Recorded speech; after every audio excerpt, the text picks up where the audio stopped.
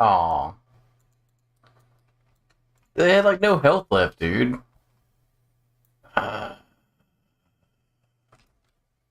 Fuck.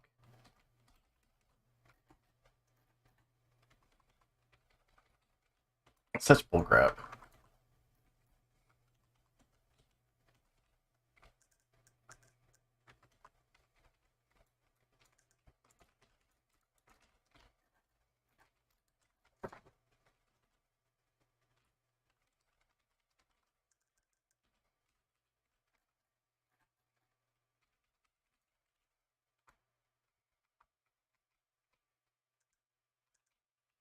Dude, what the fuck?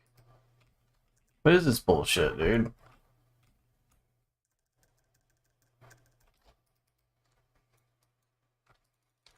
Yep, I'm gonna die. It's fucking bullshit. There's no reason why I should be dying at the very beginning.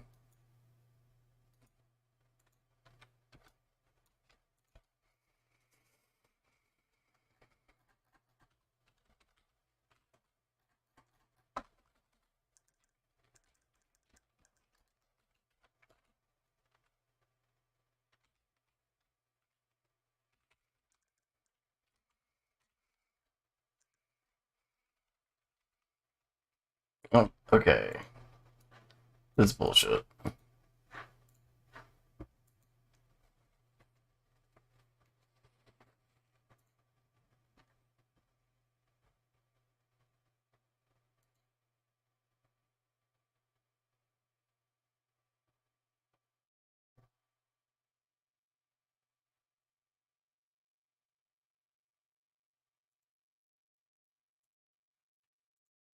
Ah, the Super Nintendo. An amazing step forward for the world of gaming. Coming after Nintendo's first home console, many of the core fundamentals of what a home console was had already been established, but the SNES. No, I'm gonna piss her quick. I'll come back.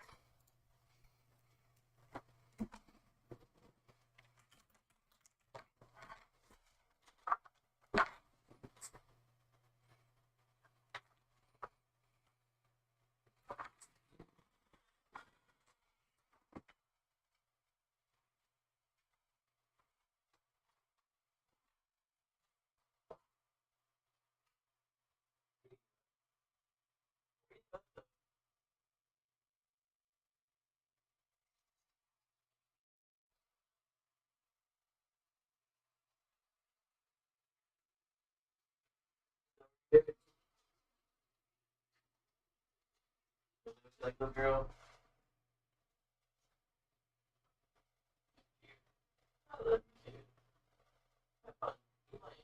I'm playing video games too.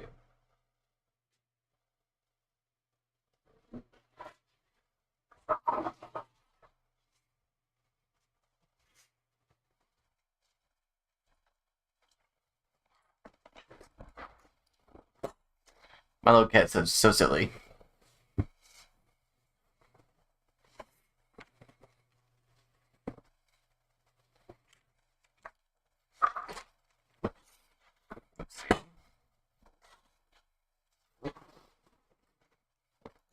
NES was able to offer more power and more opportunities to progress those fundamentals even further.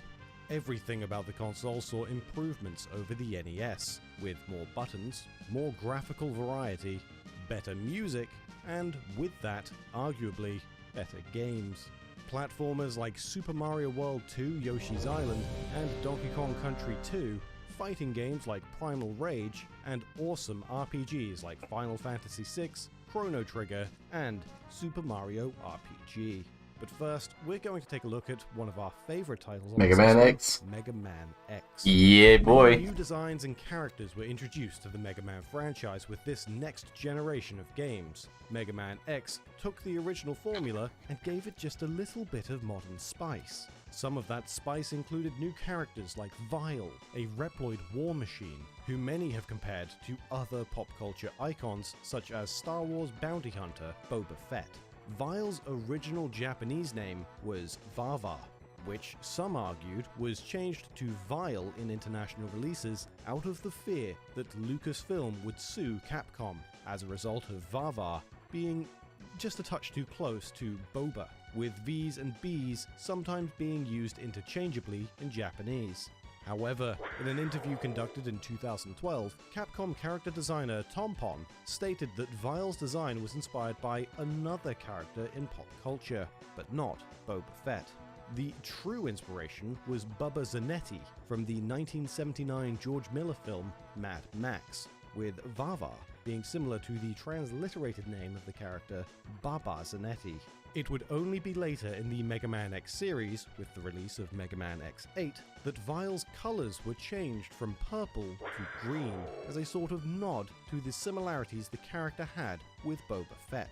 Next up, we're talking about another favourite of ours. Yoshi's Island was a sequel to Super Mario World, with Mario taking on a younger appearance as a baby. But it doesn't seem as though the game was always intended to be a Mario title. With the infamous Giga Leak event, in which many of Nintendo's early assets were leaked online for all to dissect, assets pertaining to Yoshi's Island stood out to many, particularly when it came to its graphics.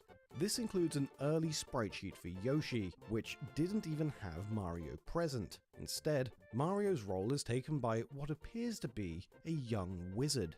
This could lead you to believe that the original plot of the game wouldn't have involved Yoshi saving Mario, but rather Yoshi saving a wizard. Not only does this character have graphics for the main gameplay sections of the game, but even the game's opening, suggesting that this may not have been just a simple generic placeholder character, but rather one that would have had some considerations made. Other unused concepts can be found deep into these archives too, which back up claims made by Miyamoto in a 1995 interview. A sprite sheet for Mario can be found which shows him in his adult state, which, according to Miyamoto, was the original plan for when Yoshi obtained an invincibility star. Instead of baby Mario being given extra power, Mario would have quickly aged to his adult state. The concept was dropped because it doesn't really make a whole lot of sense. The interviewer mentioned that from a sales point of view, a game where you control Mario rather than Yoshi would probably sell more, to which Miyamoto responded with, "Yes, and that's why we added the ability to transform into Super Baby Mario when you pick up a star. In fact, our first idea was that the baby would transform into fully grown, mustachioed Mario when you got the star. But another staff member pointed out how that would be weird with the story, so we kept him as Super Baby Mario. Personally, I still think the idea of adult Mario running around is better." Speaking of mustachioed Mario, Baby Mario's appearance was also altered during development, with graphics existing for the character in a bonnet as a baby, still donning his iconic facial hair. Frankly, it's just a bit unsettling. Yes, This it next is. game wouldn't be seen in stores 2 years after it released, all thanks to complaints in the United States. In 1996, a mother from Gilbert, Arizona, started a grassroots campaign to have the SNES port of Primal Rage pulled from store shelves, What a bitch. despite the game having been on the market for 2 years at that point. The campaign had a limited amount of success, with the initial controversy coming about as a result of her 11-year-old son executing Chaos's fatality, the Golden Shower, a move in which the beast finishes off his opponent by urinating on them. A shocking and grotesque finisher for those with Time Warner Interactive, who published the title, dismissed the claim because the mother decided to go straight to the media as a first port of call, rather than approaching either themselves or the game's developer, Atari. The company managed to prove their point when they decided to resubmit the game for a rating from the ESRB to get a second opinion, where the board decided to give the game a T14 rating, the same rating that the board had concluded the game should be released with already. Having not changed the rating of their game, Time Warner made a point of chastising the mother for criticizing the game for its content when she willfully ignored the age rating given for the game and let her 11-year-old play a game that was given a rating above his age.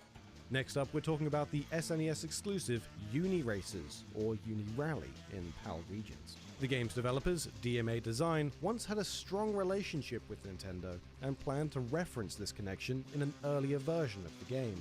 As seen in pre-release footage from a Nintendo Power Previews commercial, the game's tours were once planned to be named after Nintendo franchises, including The Legend of Zelda, Super Mario, Kirby, Metroid, Donkey Kong, Yoshi, Wario, Star Fox, and one tour was named after the Ultra 64, which was the original name for the Nintendo 64. But this is far from the game's only interesting tidbit. There are 16 different races in the game, each functioning as a save file that you can name. However, some names just won't work. If the player enters a common swear word or a word that's generally taboo, the game will say, "not cool enough," and you'll have to enter a different name. But the devs at DMA went one step further, having a dig at Nintendo's rivals. If the words Sonic or Sega are entered as names, the "not cool enough" prompt will also be triggered. Cheeky boys. This next piece of trivia reveals that Donkey Kong Country and Phil Collins actually had more in common than just gorillas. According to the game's composer, David Wise, he had actually been attempting to make the SNES emulate the sound of a Roland CR78 drum Oh my machine, god, the same died. machine utilized by Phil Collins for the song In the Air Tonight. The similarities between Donkey Kong Country soundtrack and Collins' song can be heard quite strikingly at the beginning of the game's track, Bayou Boogie.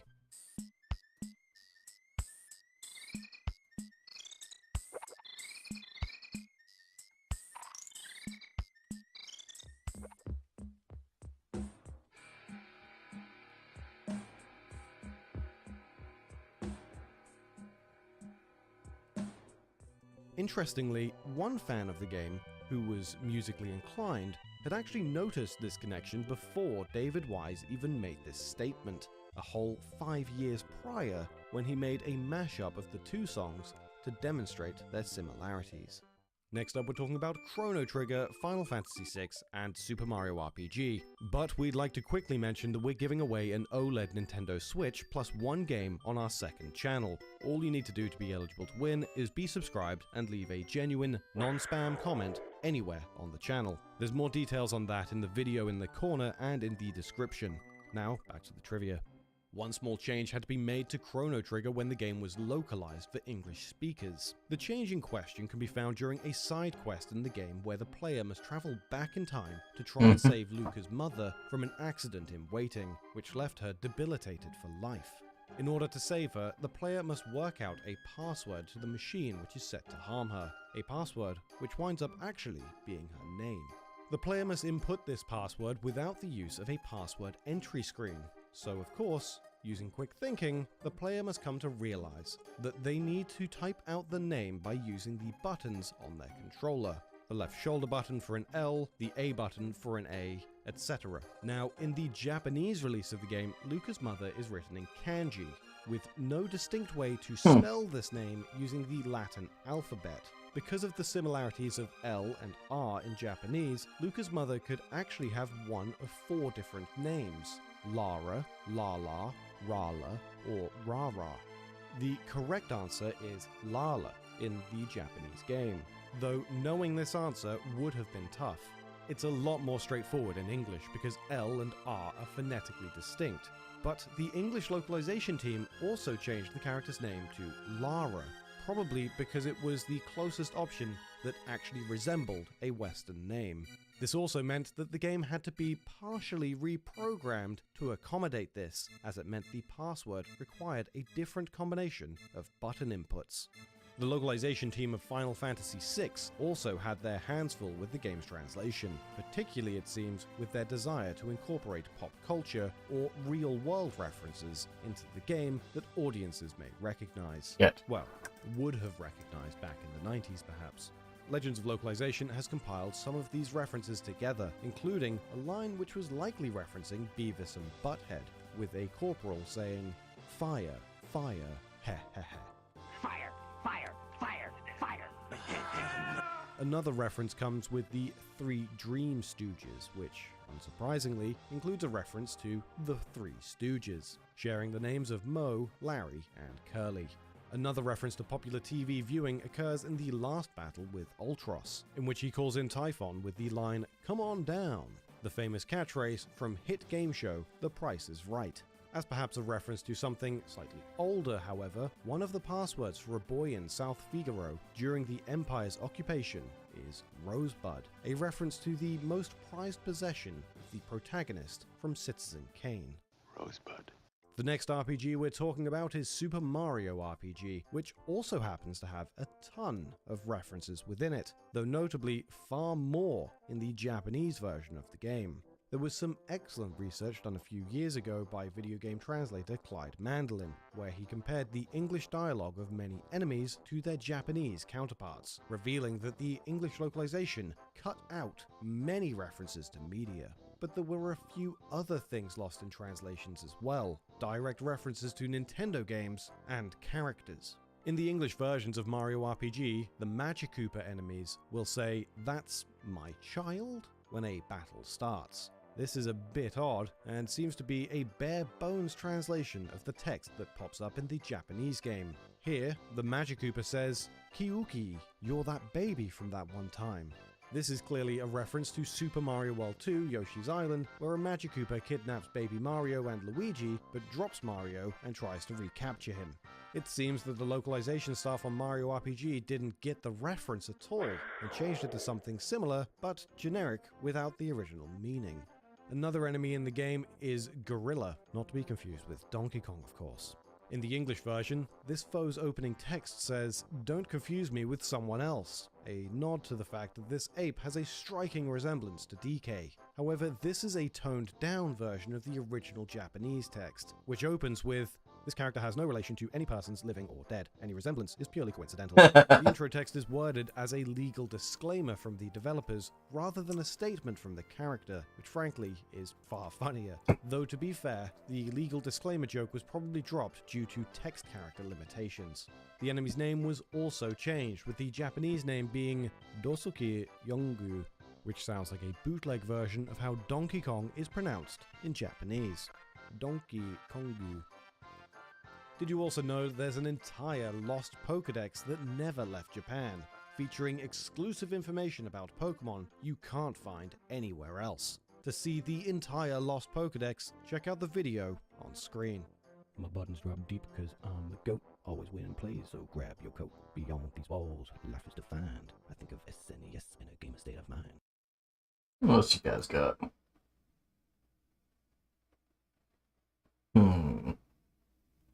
Let's do it. Let's listen to this one. We've said it once and we'll say it again. The Sony PlayStation represents a moment in gaming where it felt as though the future was within our grasp. While in retrospect the system had its limitations, bizarre 3D rendering, stunted video playback, a low resolution, and initially releasing with controllers that didn't work well with 3D environments, developers created many new experiences that pushed for greater immersion and storytelling. Interesting mechanics that weren't possible before, and environments that oozed atmosphere. And with it being the 90s, you could even play your music CDs to pump out Limp Bizkit at the highest quality. The console was home to titles like the tactical espionage-centric Metal Gear Solid, the moody and gothic tones of Castlevania Symphony of the Night, professional wheelman simulator Tony Hawk's Pro Skater, film tie-in 007 Tomorrow Never Dies, indie productions like Devil Dice, and the only slightly derivative action-adventure game, Alundra. But we'll start off today's episode with Alundra is a great game that everyone knows, Crash Bandicoot. Back in the game's very earliest days as Project Willy the Wombat, Mark Cerny apparently was commissioning Hanna-Barbera Cartoon Studios to create and develop the character known only at that time as Willy. That was the name that Jason Rubin had chosen for his main character in his 6-page brief. Hanna-Barbera Studios were just around the corner from Universal Studios, making them an ideal partner. The artist who the studio assigned to the project was a young Butch Hartman, creator of The Fairly Odd Parents and Danny Phantom. But all Hartman knew about the character was that they span around and smashed into crates, and he'd read that wombats... Whoa, I got destroyed! Some of his designs ended up being a hybrid between a beaver and Taz the Tasmanian Devil. If you've ever played or even just seen Crash Bandicoot, you'll know that this particular design was outright rejected. But now for a classic that few remember, probably the best Zelda clone ever made, Alundra. The studio that localized Alundra for the West, Working Designs, stated that during the localization process, they'd lowered the health of the game's enemies from the Japanese version, but increased their attack. This would ostensibly make things move along more quickly and enemies would be more dangerous and exciting. However, this was a complete lie. Almost every single enemy in the game actually received an HP boost in the Western release, with nearly 30 enemies and bosses having an extra 50% or more health. Another interesting aspect of the game's localization appears with the character of Bonaire, who takes on a very typical surfer dude persona, though in the Japanese version of the game, this wasn't the case. The character's dialogue was altered and used as a representation of one of the game's main localizers, Zach Meston. One of the game's localization staff, Victor Ireland, stated on the GameFAQ's message board, "Bonaire just looked like a surfer dude to me, and his dialogue came out of conversations back and forth with Zach. He was basically a proxy for Zach, who wrote quite a bit in the game as well. As it went along, I encouraged him to turn up the volume on that character and make him a more exaggerated version of his secret self. The Japanese version of him was boring, and the name was different. This explains why the character may seem a bit odd compared to others, particularly the dialogue, 'Dude, it's okay if not everyone here believes in the gods. The faith of a few and a little weed is all we need, bro.' In all honesty though, if you are a fan of the Zelda franchise, you would be doing yourself a favor to check out Alundra if you haven't already done so. Alundra's translation was taken on by a fairly small team, but the team behind one other release has perhaps even more humble origins. Long before the PS1, home systems often had an emphasis on players being able to create their own games for the system. This tradition seemed to die off slowly over time, with most of the major contenders of the home console space being closed off. Sony wanted to change this approach with the PlayStation, and provided customers with the choice to purchase a homebrew development kit, which simply looked like a black PlayStation called the Net Yaroze. Most games created by Net Yaroze developers that saw any kind of release would see their way onto various PS1 demo discs, but one game managed to bag itself a full-blown commercial release. Devil Dice, a title developed by Shift, was lifted out of obscurity and given space as a full commercial game, thanks to Sony taking notice. The title, which is a rather unique puzzle game, managed to go on to become a massive success, selling well over 1 million copies worldwide, with over 850,000 being sold in Japan alone. The Net Yaroze platform actually brought many would-be game developers out of the woodwork, including people like Kenkichi Shimuka, the creator of Ape Escape, or Mitsuru Kamiyama, who would go on to direct the Final Fantasy Crystal Chronicle series for Square Enix. Another strong aspect of the PlayStation was its advanced audio capabilities, which worked well for the James Bond franchise, a franchise well known for its musical numbers, with each film featuring a major artist to sing its opening theme. While the games don't always follow this same pattern, 007 Tomorrow Never Dies had a curiosity with a track that appears within the game's data. While never heard in-game, the track is referenced in the game's opening music credit sequence as Tomorrow Never Dies 2, though the track has been officially titled Letter to Paris, as seen on the game's official soundtrack. Code for the track does exist in the game's data, but it seems it must have been cut from the title at some stage, only appearing on the OST as a bonus hidden track. The song, composed by Tommy Tallarico and performed by Elaine Piver, is likely one of the most obscure and rare official musical numbers within the James Bond franchise. And it's actually pretty jamming.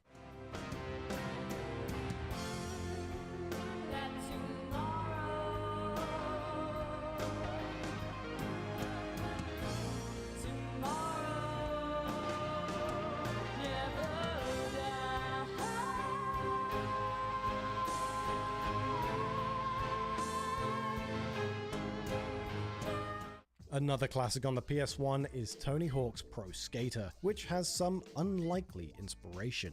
The idea to have players collect videotapes was directly inspired by the collection of stars in Super Mario 64. In designing the objectives, the team would gather at a table, draw a level, and then ask what could be done within said level, upon which the team members would provide ideas. Some rejected concepts from these sessions include levels taking place on a highway and a jetty, and a scenario in which the player would lose a wheel and have to skate on 3 wheels. That said, one level taking place on a highway-like strip was implemented during development, but was ultimately cut. This level was called Downhill, and was almost an exact copy of a level from Sega's arcade title Top Skater, which is probably why it was cut. The level would later be heavily reworked and implemented in the PS1 and Nintendo 64 versions of Tony Hawk's Pro Skater 3 with the same name, this time set in Rio de Janeiro.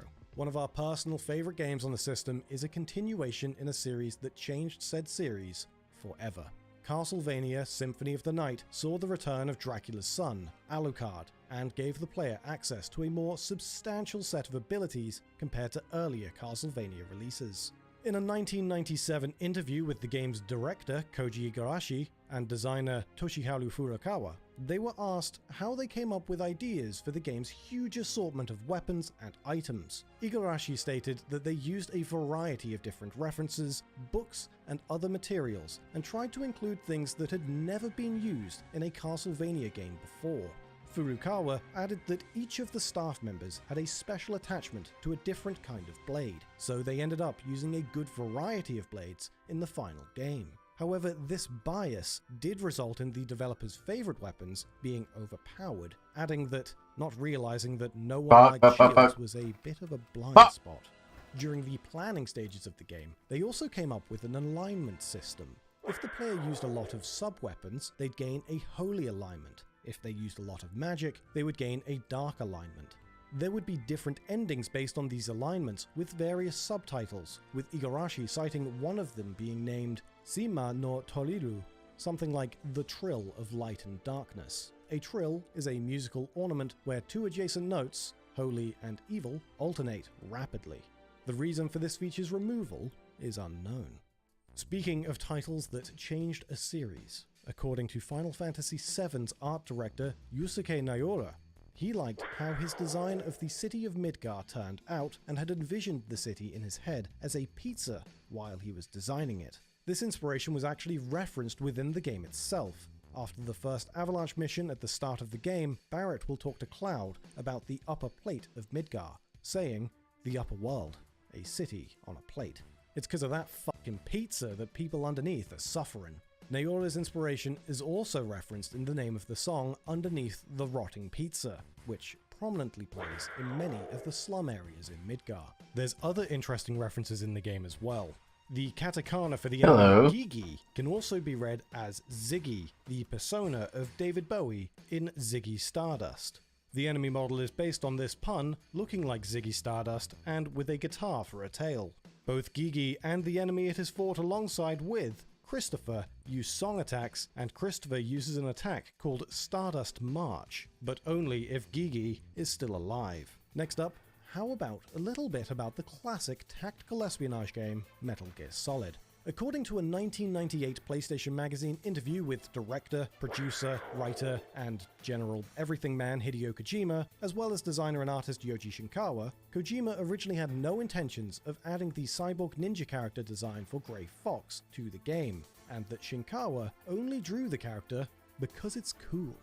At first, Shinkawa thought Gray Fox should have looked like a normal enemy soldier. He had several different ideas in mind and thought to try drawing a cyborg-ish and ninja-looking guy, of which the final design came out as a result. Despite Shinkawa wanting his design to become the main character in his own game, it didn't. Raiden, however, became a cyborg ninja in Metal Gear Solid 4 Guns of the Patriots, and later became the main character of his own game in Metal Gear Rising: Revengeance. So, in some small way, Shinkawa got to see his idea realized. Did you know that Sega actually heavily influenced the design of the PlayStation 1? Or that a British man had his name legally changed to PlayStation 2? For a whole bunch of PlayStation facts, check out the video on screen. This video actually features so many of my favorite PS1 games. Tony Hawk's, Metal Gear Solid, Alundra, Castlevania, Final Fantasy VII. I mean, they're all there. You should play them all. They're all brilliant. Let's hear it.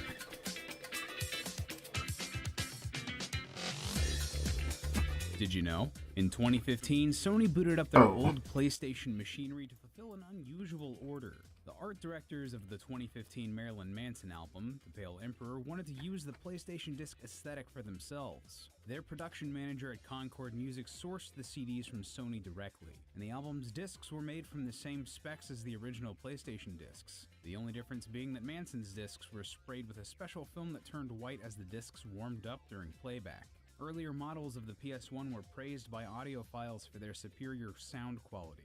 PlayStation systems with an SCPH-1000 serial were popular among music fans as dedicated CD players, with some saying the system was on par with multi-$1,000 CD players. The PlayStation brand has a strong association with music, and it even originates from a desire to improve audio quality in console gaming. Ken Kutaragi, the man dubbed the father of the PlayStation, became interested in developing for games when he saw his daughter playing the Nintendo Famicom. The Sony Sound Labs engineer felt the console's sound capabilities were lacking, and decided to build dedicated audio chips for consoles. Kutaragi developed the SPC700 chip in secret while working for Sony, and was nearly fired upon its discovery. His job was saved by the intervention of Sony president Norio Oga, who supported the project. The SPC700 went on to be used in the SNES, which had audio capabilities surpassing its competition. The audio chip built bridges between Nintendo and Sony, paving the way for more collaboration. Meanwhile, Sony and Philips had been co-developing the CD-ROM XA format, which allowed audio and visual data to be accessed simultaneously from a CD. Nintendo were curious about disc-based gaming, as CDs could hold far more data than cartridges. A deal was struck between the two companies, with Sony to develop a CD-ROM add-on for the Super Nintendo. The project initially went under the name Super Disc before being changed to PlayStation, a machine capable of playing both SNES cartridges and CD-ROMs. It was agreed that Sony would have exclusive worldwide licensing of the CD. How? Why? Nintendo uneasy. They felt the PlayStation Fucking bullshit, dude. Sony as they retained Everything is cool and then not cool. Meaning Nintendo wouldn't be able to demand any licensing fees from third-party games on CDs. This added to Nintendo's frustration of Sony retaining the rights to the Super Nintendo audio chip. Oh god, I'm gonna die. Tools that Sony had kept to themselves. Nintendo president Hiroshi Yamauchi believed the deal spelled disaster for Nintendo. They were inviting Sony into the games industry, a company that could potentially become a powerful rival. Ironically, Yamauchi's attempts to avert this possibility actually fulfilled it. He sent Nintendo of America's Howard Lincoln and Minoru Arakawa to Europe to negotiate a new deal with Philips. Even though Sony and Philips had worked together on the CDXA format, internal tensions had... Oh my god. Humiliating betrayal when the day after Sony publicly announced their partnership with Nintendo, Nintendo announced entirely different plans. Nintendo would instead be partnering with Philips to develop the SNES's CD peripheral. Oga was furious at Nintendo for not only breaching their contract, but also working with a foreign company over a... Holy shit, I'm gonna die. An unwritten rule in Dude, this is fucking bullshit. By this point, Sony had sunk a huge amount of time and resources into the console, and they seriously considered legal action. Instead, Nintendo filed an unsuccessful injunction claiming their own rights to the PlayStation name. Perhaps as a tactic to frustrate development of the PlayStation, they also proposed that Sony remain involved in the SNES CD project, but only in non-game areas. The two companies revised their arrangement and announced it the following year. Dude, are you fucking kidding me? Compatible with one another, and Nintendo would license the software produced for the PlayStation. Dude, Very far with only I just lost. I lost the game. This cartridge slot made the console tremendously unappealing at Sony, Fuck. as most consoles are sold at a loss and Nintendo would be profiting from the software, not them. Additionally, many predicted that the cartridge format was dying. Many Sony employees resented and blamed Kutaragi for the messy situation, believing that Sony should not even be in the game's business. Kutaragi's faith in the PlayStation project was unshaken, though, as he believed the problem was with Nintendo. Sony ceased negotiations with Nintendo in May 1992. Are you serious? It was around this time that I was taking a sip of my drink. approached Sega of America. God, I just wasted. Oh no. Their mutual enemy in Nintendo and Fuck. offered to work together on a disc-based console. Yeah. Discussions were going Wait, why it keeps spawning? Oh my god. Sega was promptly shut down. President and CEO of Sega, Hayao Nakayama, felt that Sony This is bullshit. was in the market to be a valuable ally. No. Sega would influence the PlayStation more indirectly. During the planning stages, Alright, so I had a wasted run. I'm gonna pee, I'll be right back, then we'll try again. Damn it.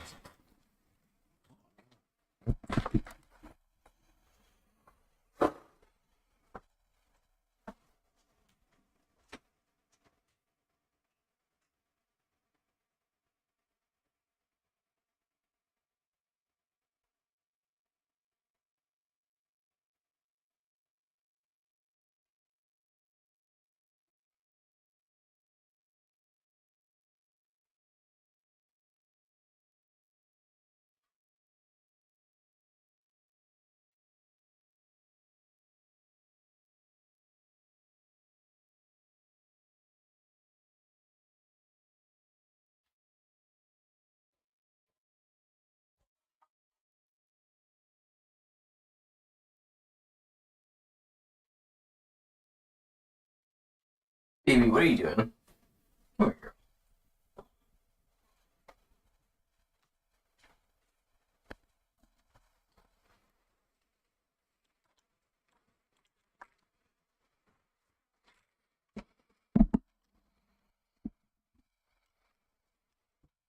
So yeah, I got destroyed. Sony considered focusing on 2D games, as nobody at the company besides Kutaragi understood how 3D worked. It was when Sega's Virtua Fighter became a smash hit that they changed their minds. In June of 1992, Kutaragi attended a meeting with Sony executives to decide the future of the project. He revealed that he'd been working on a new console that used CD-ROMs and was capable of rendering 3D graphics. While Oga was skeptical of the project due to its high processing requirements, Kutaragi appealed to his pride, reminding him of Nintendo's humiliating betrayal. Convinced, Oga demanded that Sony remain in the games industry, and work on the PlayStation continued, this time as a standalone console with CD-ROM format and powerful 3D graphics. Much of Sony's senior staff saw Nintendo, Sega, and the console industry as toy manufacturers, and believed that working with them would irreparably damage Sony's image. This is also why Sony's logo didn't appear alongside the PlayStation's for a long time.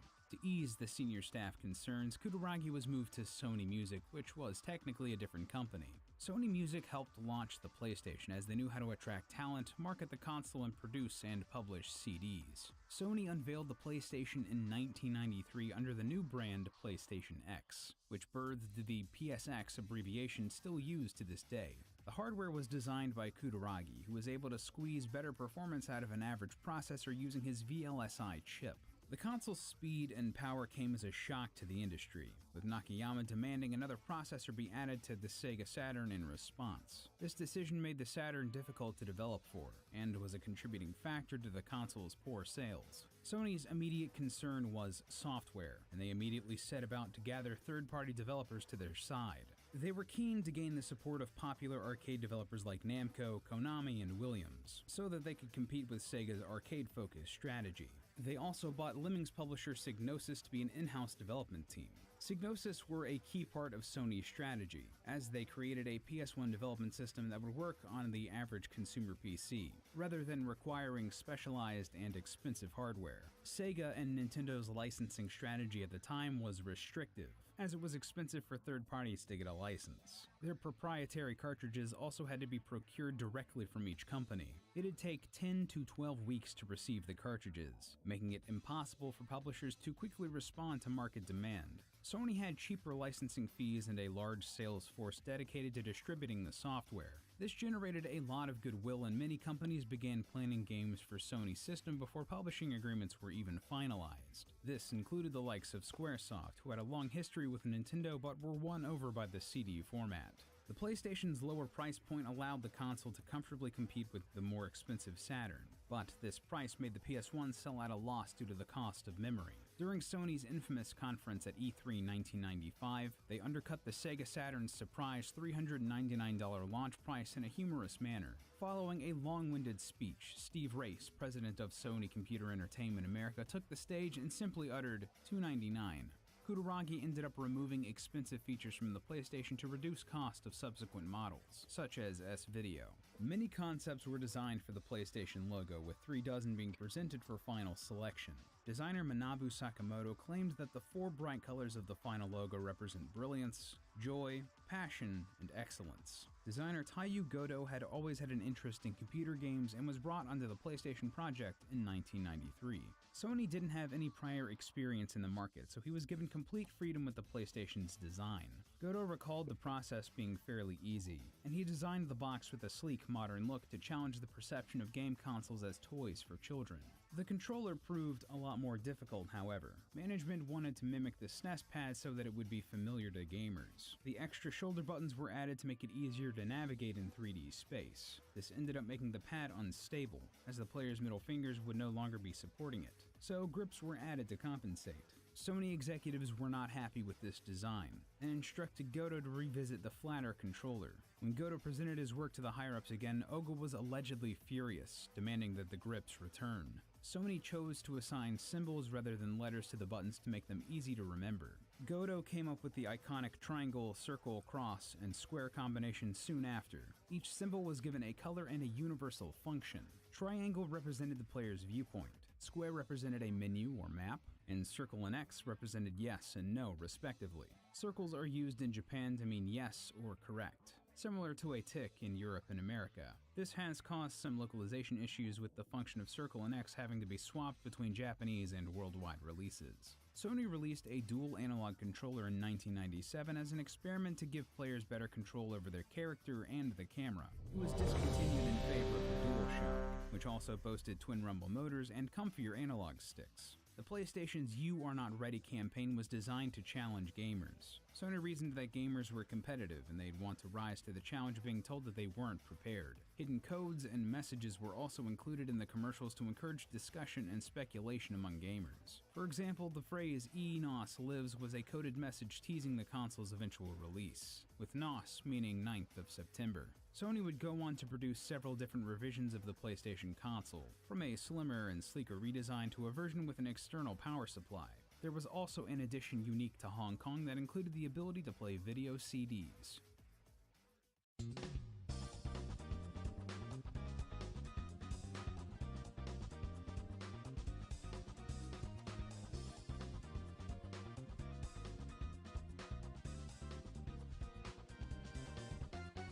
Did you know? The design of the PlayStation 2 is extremely similar to an unreleased Atari personal computer called the Falcon 030 Microbox. This was the last PC designed by Atari before they refocused their efforts on the Jaguar gaming console, which went on to be crushed in the market by the original PlayStation. There are references to the Falcon 030 Microbox in the design patent for the PlayStation 2, which was filed in December 1999, 6 months before the PS2 was launched on March 4th, 2000. The outer design of the PlayStation 2 was created by the chief art director of Sony's Creative Center, Taiyu Goto. Goto explained to CNN that his vision was to give the PlayStation 2 a style that would be popular all over the world, so he chose a blue logo on a black surface to represent the blueness of the Earth surrounded by the blackness of outer space. At this time, Sony had many lofty goals for the PlayStation 2.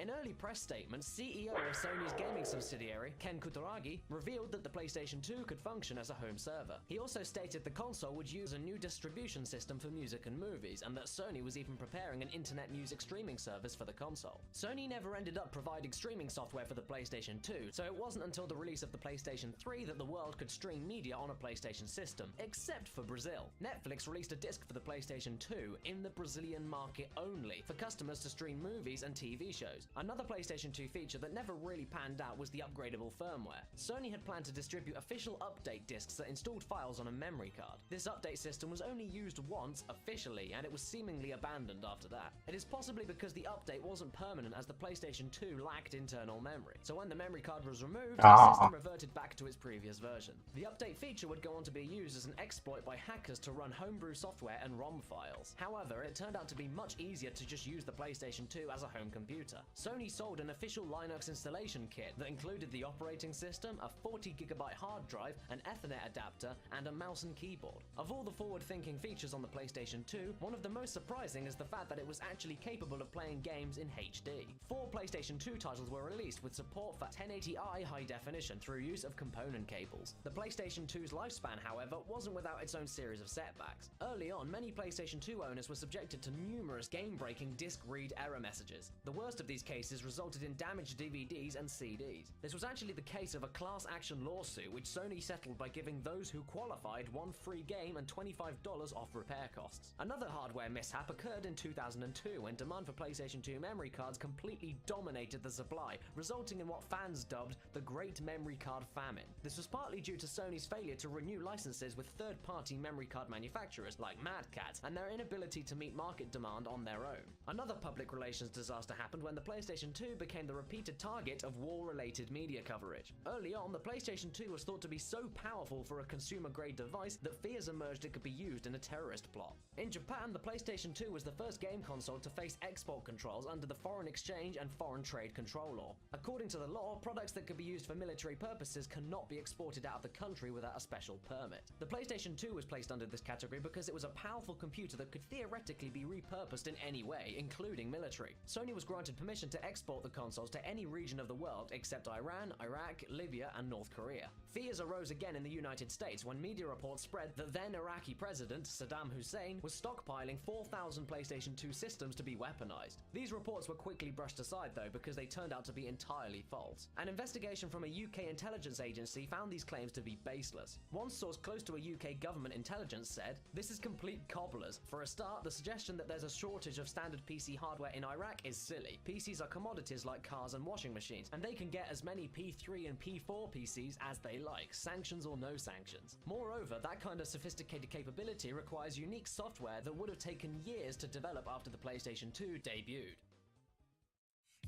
Some of the first series of advertisements for the PlayStation 2 are remembered for being very strange. They had bizarre, trippy visuals and didn't highlight any of the system's features. This is because Sony commissioned surrealist film director David Lynch to create the commercials. They were pitched with the idea that the PlayStation 2 is a gateway to another world called The Third Place, where experiences are beyond expectation. Sony of Europe commissioned David Lynch because they felt he was the only one who could communicate this abstract idea. The PlayStation 2 firmware contains a few interesting secrets. The white towers seen in the PlayStation 2 startup animation are representations of save data from the user's memory card. They're rendered on the screen in real time according to the number of save files and the size of each file. Also, the strange spinning orbs on the main menu are actually a clock. This is evident by the system configuration menu, in which the orbs and 12 glass-like pillars can be seen, with one lit up according to the time. One of the most creative uses of the PlayStation 2's internal clock was in Metal Gear Solid 3 Snake Eater. When facing the boss character, The End, if the player saves the game in the middle of the battle and waits over a week before playing again, The End will have died of old age. Of course, it's also possible to change the system's date a week ahead to get the same result. Sony claims that over 10,000 games are available for the system, and support for the PlayStation 2 extended throughout the duration of the PlayStation 3's life cycle. In fact, the PS4 launched in 2013, the exact same year the last two PlayStation 2 games ever were released, FIFA 14 and Pro Evo Soccer 2014. Currently, the PlayStation 2 holds the record as the single best-selling video game console ever, having moved over 157 million units worldwide. The PlayStation 2 was so popular that one man in Britain had his name legally changed to PlayStation 2. The 29-year-old man, formerly known as Dan Holmes, had such a strong attachment to his PlayStation 2 that he even tried to marry the console. The man said to the BBC, "I joked about marrying a PlayStation and asked a few vicars if they would do the service. They didn't seem too keen."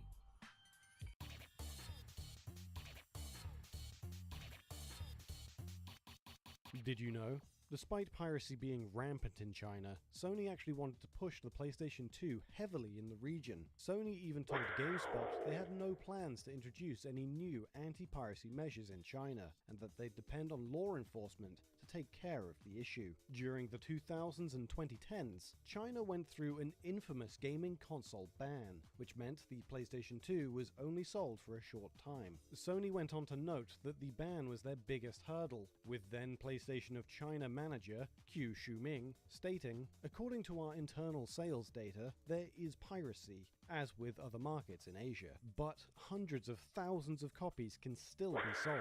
Sony launched the PS2 in 2004, but was quickly stopped by China's Ministry of Culture, with only 10 PS2 titles being sold in the country. Sony's PlayStation division for China was shut down shortly after in 2005, lasting just over a year. But China wasn't the only region of concern for Sony. A Wall Street Journal article from June 2001 highlighted a report on piracy in Eastern Europe. The report estimated that around 63% of the total software market in 10 Eastern European countries was illegal. This was almost twice as high as Western Europe, which had a piracy rate of about 34%, and 3 times higher than the United States, which was around 20%. And this is just an overview of the region. Some countries had far higher illegal sales than the average. Ukraine and Russia had a software piracy rate of an incredible 90%. The report estimated that the economies of these 10 countries stood to lose over $27 billion to illegal practices over the next 3 years unless piracy rates dropped to the same levels as in Western Europe. Sony tried to prevent pirated games from being mass-produced and sold by keeping an eye on the PS2 market in Russia, with the aid of a private company, the Association for Prevention of Computer Crimes, or the APCC. In 2006, the president of the APCC, Felix Rosenthal, stated that the market for PS2 games in Russia was worth around $200 million a year.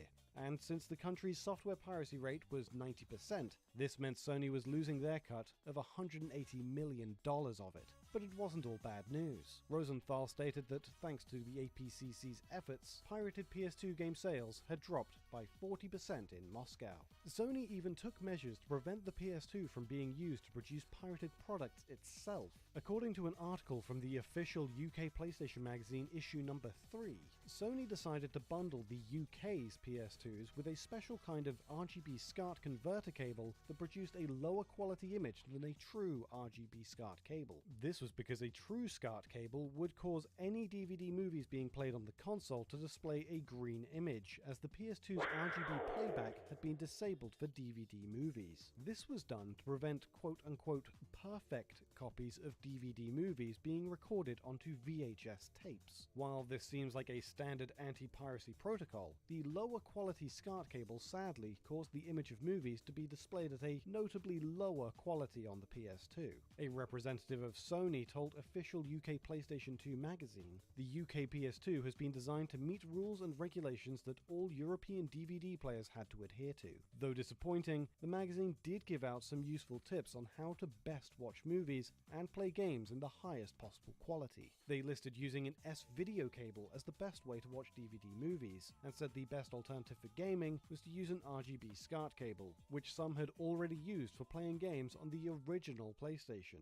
When designing the PlayStation 2, Sony was already preparing to combat piracy with their console. One of the PS2's first lines of defense was having data physically printed into the game discs in a rim. This data was dubbed the wobble groove, as it was a groove in the disc that produced a wobbling sound. This wobble groove held encryption data that would be processed during the Sony Computer Entertainment startup screen to help check if a disc was a legitimate PS2 game. Any illegitimate discs would trigger the PS2's infamous red screen of death to load in. The wobble groove couldn't be replicated using traditional disc burners of the era, but this didn't discourage hackers. In fact, this method of protection was completely defeated by simply swapping any official game disc with a disc burned with custom homebrew on it after the startup animation data had been loaded. This exploit would later be dubbed the game swap method of loading. But of course, Sony tried to prevent game swapping too. Their main attempt to counter it was to add 3 sensors to the PS2 disk drive that tell the system if the disk was removed. However, simply blocking these sensors with solid materials, such as electrical tape, paper, or even cardboard, would allow anyone to bypass the sensor's checks. Datel, a company known for their third-party peripherals, became aware of the exploit and would later go on to sell the Swap Magic disc. Swap Magic is similar to an action replay, and had all the authentications of a normal PS2 disc built in, to take advantage of the game swap exploit. While the disc handled the authentication side of the exploit, Datel later bundled the product with the Swap Magic lid, which could be installed on both the PS2 Fat and Slim models, and covered all of the sensors for the user, disregarding the use of tapes and papers. The PS2 reused some aspects of the original PlayStation's copy protection, meaning hackers were already somewhat familiar with the PS2's defenses from the get-go. As such, many hackers decided early on to focus their efforts on a new aspect of the PS2. Its USB. Aww. Custom USB It's tools, bullshit. such as the Neo key, were built to exploit the console in conjunction with an Action Replay or GameShark disc. The Neo key would trick the console into thinking it would be running a PlayStation 1 disc, allowing the Action Replay to be read. However, it would then have the console switch modes as if it were reading a CD as a PlayStation 2. This allowed custom PS2 CDs to be read by the console. While effective, the exploit was limiting, as it only let gamers play the few hundred CD-based PS2 games and not the more widely produced DVD-based games. DVD-based games were a bit trickier to crack thanks to the PS2's Mechacon chip, which is short for Mechanics Controller. This chip is responsible for applying security measures to game discs, and would kick in when Okay, I give up. loaded. I'm not wasting my time. Built its games around the DVD-ROM format, and as such were flagged as DVD-ROMs when they were loaded. This caused a problem for hackers, as consumer-grade DVD burners would only burn discs in the DVD plus R format. This made it easy for the Mechacon chip to identify discs as forgeries, since legitimate discs were DVD-ROMs and fakes used DVD plus R. But hackers are resilient. Since they couldn't remove the DVD plus R format that most blank discs were sold with, they soldered some jumper wires in specific locations on the Mechacon chip so that it'd read all discs as both DVD-ROM and DVD plus R discs. Despite introducing many kinds of anti-piracy measures, one kind of protection for the PS2 had to be completely dropped. Sony had planned for officially licensed memory cards to carry update data for the PS2 as the console's life went on. While this method proved to be possible, Sony pulled the plug on it due to the console having no form of internal storage to keep the update data installed permanently. A total lack of memory card protection led to plenty of exploits for the system, such as the popular FreeMcBoot homebrew software, which let users simply save homebrew data onto a memory card from a custom disk. Another form of entry hackers tried to exploit was the PS2's new network and broadband capabilities. This eventually led to the development of the Open PS2 Loader, a homebrew program that lets users send their loaded game data to their PC, allowing them to back up their games digitally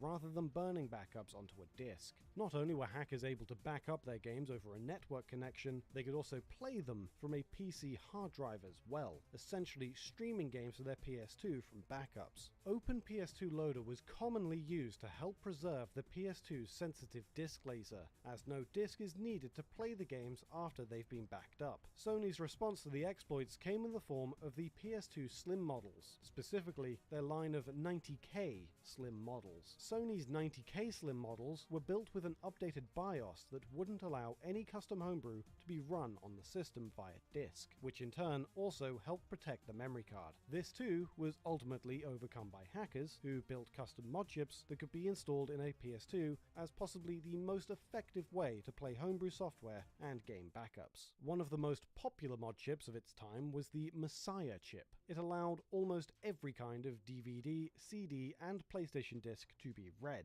This gave the console some quality of life benefits such as region-free gaming, but also aided some more questionable practices as it enabled the use of pirated discs. The biggest hurdle with mod chips was all the soldering needed, as the Messiah required dozens of wires to be soldered to specific points on the system's main board. This was no easy task for the average user and led to many people paying for the chip to be installed by experienced modders. To this day, hackers are finding more and more ways to crack into the PS2. An exploit dubbed Free DVD Boot was discovered by the hacker C-Turt and would allow the PS2 to load up homebrew and pirated games without any physical modifications to the console at all. This exploit works by tricking the console into thinking the inserted disc is a DVD movie and using the disc's metadata to point the console towards executable files such as video games. While this method is convenient to boot homebrew games and software, the exploit needs to be tweaked for each piece of software the user wants to load. C-Turt isn't a new name in the PS2 homebrew scene, and has developed a handful of tricks for the system over the years. In 2019, C-Turt developed the Yar Basic Ps2 Exploit. This exploit involved one of the PS2 demo discs that came with the console in most of the PAL region. Any demo disc with a build of Yar Basic on it could be used to exploit any PS2, even 90K models, without needing too much effort. Yar Basic, also known as Yet Another Basic, is a basic interpreter originally made for Windows that allows users to make their own programs. I'm sure you can see where this is going. Yar Basic was officially brought to PS2 by Sony themselves as a pack-in demo disc that lets Sony sell the console as a home computer and not a games console. With Yar Basic having no major forms of security, C-Turt took advantage of the program to run his own exploit on the PS2. This exploit, however, is only practical with PAL region consoles. While it's theoretically possible to use it on NTSC PS2s, the user would need to make their console region-free to play the demo disc, which would mean you already have an exploited console.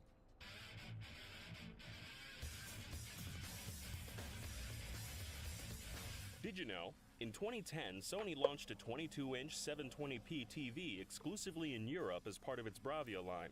This special TV came with a built-in PlayStation 2, plus access to streaming services and on-demand television. However, this wasn't the first time the PS2 was part of an entertainment system. In 2003, Sony released the PSX, an entertainment system that played PlayStation 2 games, but came with a few extras. This included a built-in hard drive and a video recorder that could burn DVDs. Players could also transfer media files between the PSX and the PSP via USB. The PSX was the first console to utilize Sony's cross-media bar, or XMB menu.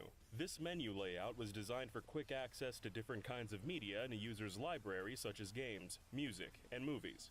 The XMB would become standard for both the PSP and the PlayStation 3.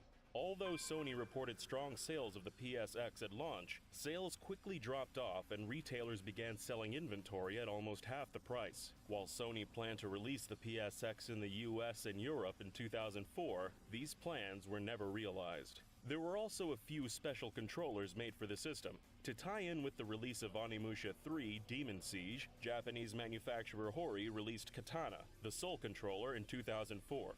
This was a roughly 3 feet long wireless controller in the shape of a katana. The blade of the sword was removable, and all the controller's standard buttons were located on the handle of the sword. The main selling point of the katana was its additional motion controls, which let players perform attacks in Onimusha 3 by swinging the controller like a sword. It also came with an instruction manual printed in the form of a traditional Japanese scroll. The katana was Hori's first official product released in the US and retailed for about $150. Another unique third-party controller for the PlayStation 2 was the Thrustmaster Fighting Arena, consisting of a touch-sensitive floor mat and 2 vertical poles with infrared sensors. Designed for fighting games, the device aimed to replace simple button presses with actual punches and kicks to add more immersion to gameplay.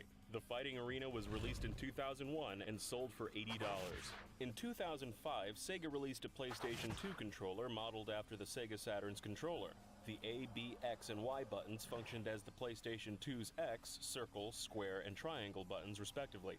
L2 and R2 were mapped to the shoulder buttons, and the Z and C buttons were used in place of L1 and R1. The controller also added PS2-style start and select buttons. The idea of Sega releasing an official controller for the PS2 once seemed completely ridiculous, as the Dreamcast was its main competitor at launch. The rivalry between the two companies was so intense that at one point Sega included the anti-PlayStation 2 Easter egg in Sonic Adventure 2. In the game's opening level, a poster urging people to keep playing Sonic Adventure 2 on their Dreamcast can be found on one of the walls, sponsored by the Anti-XXXXX2 Association. From the way it's written, it can be interpreted as standing for Anti-Sony PS2 Association.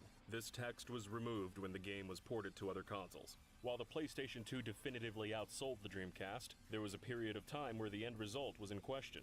Right before the PS2's launch, Sony announced they would be cutting back their initial US shipments of the console from 1 million units to 500,000 units due to a shortage of necessary hardware. While some analysts anticipated the lack of supply would drive new sales for the Dreamcast, the PlayStation 2 launched to major sales success. However, supply problems continued to be an issue for the system throughout its life. Not long after this, Sony declined to renew several licensing agreements with third-party hardware manufacturers like Mad Catz, who had a big hand in producing PlayStation 2 memory cards. Without the output of these other companies, Sony couldn't make enough memory cards to keep up with demand. Some US stores at the time reported they'd been forced to institute waiting lists for customers looking to buy memory cards. History would repeat itself in 2004. Just before the launch of the newly redesigned PS2 Slim model, Sony admitted demand for the new system had exceeded their expectations, and they would be unable to supply enough Slims for the holiday season. Perhaps the biggest launch delay the PlayStation 2 ever faced occurred in Brazil.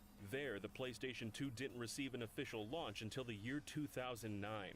One of the primary reasons for the extreme delay was the Brazilian government's trade laws, which enforce steep taxes on imported goods. This also explains why it launched with a price tag equivalent to $460. Even though Brazil didn't get the PS2 until 9 years after its worldwide launch, this was still well within the system's official lifespan. After its release in 2000, the PlayStation 2 remained in production until it was discontinued in early 2013. The last official game released for the PS2 was Pro Evolution Soccer 2014 on November 8, 2013. 1 week before the launch of the PlayStation 4. Beyond that, the system's online servers remained in operation until December 31st, 2016.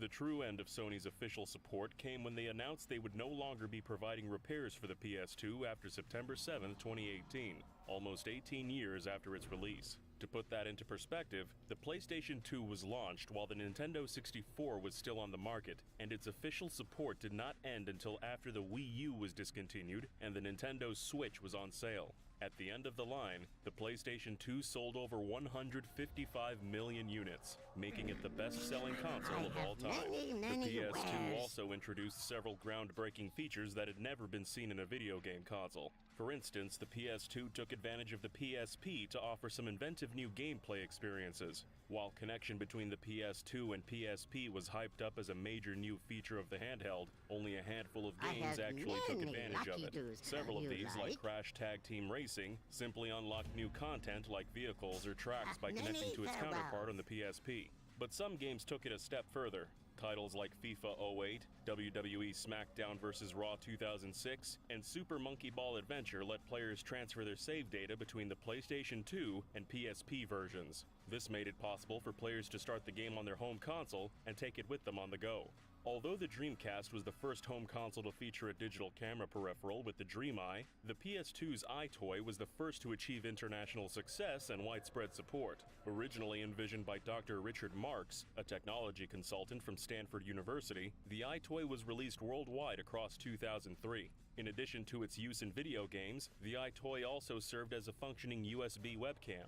Several unofficial drivers exist allowing the iToy to be used on Windows, Mac OS, and Linux. An interesting fact about the PS2's iToy is that it caused problems for the development of Little Big Planet. 2 weeks before development was scheduled to end, a Japanese QA tester found an unidentifiable bug that caused the game to crash entirely. The tester would leave the game running overnight, and every night the game would crash without fail. Media Molecule co-founder Alex Evans said, "We could not reproduce it. Eventually, we realized they had an iToy plugged into the PS3. Finally, we noticed the crash was always around 4 a.m. Why? What happened only in Japan at 4 a.m.? Eventually, the answer came. Cleaners arrived. They were more thorough than our cleaners. 1 hour of vacuum cleaner white noise near the iToy caused the in-game chat audio compression to leak a few bytes of memory. This leak led to a crash. It took Media Molecule days of non-stop investigation to find the issue and ended up fixing the bug just 5 minutes after identifying it. With such a huge and diverse library of games, it's not surprising that many of them were subject to censorship. One game affected was the rather strange PS2 exclusive Dog's Life, which had its ending altered in Japan. At the end of the game's international version, the main villain Miss Peaches is fed into a blood-stained cat food processing machine. It's then stated that Peaches is now cat food. In the Japanese version, the section where Peaches is turned into cat food is entirely removed. Despite the changes to make it more kid-friendly, the Japanese game also adds a gun-cocking sound just before Peaches is pushed into the machine. Another PS2 exclusive that was censored is Twisted Metal Black. The game's European release suffered from many cuts, including the removal of all but one cutscene. This meant roughly 1 hour of video was removed, and the game's story along with it. Other cuts included the removal of the Boeing 747, drivers running from their wreckage while on fire, the loading screen text pieces, and in-game info of the drivers. However, short clips of the cutscenes were shown during the credits, as well as a gameplay clip showing the 747 being shot down. Unsurprisingly, PS2 releases of the Grand Theft Auto series also face censorship. The German version of GTA 3 was heavily censored to meet a US K-16 rating. Some of the more notable changes were the removal of blood, as well as headshots and amputations. Players were also unable to hit anyone while they were on the ground, and no money would drop from NPCs who were killed. In addition to this, all rampage missions were removed. The censorship was so intense it sparked a rumor that it was impossible to run over pedestrians in the German release, though this rumor was false. All of these measures were taken with the German version of GTA Vice City as well. But Vice City had its own instances of censorship beyond this. One scene in Vice City sees Tommy Vercetti talking to director Steve Scott during the filming of an adult movie. In the Japanese version of the game, the scene was heavily censored to not only remove the actors within the film, but also much of the audio. Dance Dance Revolution Supernova, which was a PS2 console exclusive, was also censored. The song Robo Girl by the Crystal Method actually goes by the name of Robo in real life. The name was changed in order to ensure the game kept its ESRB rating. Not all censorship on the PS2 was done to mask sex and violence, however. In the case of Dark Cloud 2, the game's English releases simply took every instance of the word wine and replaced it with grape juice.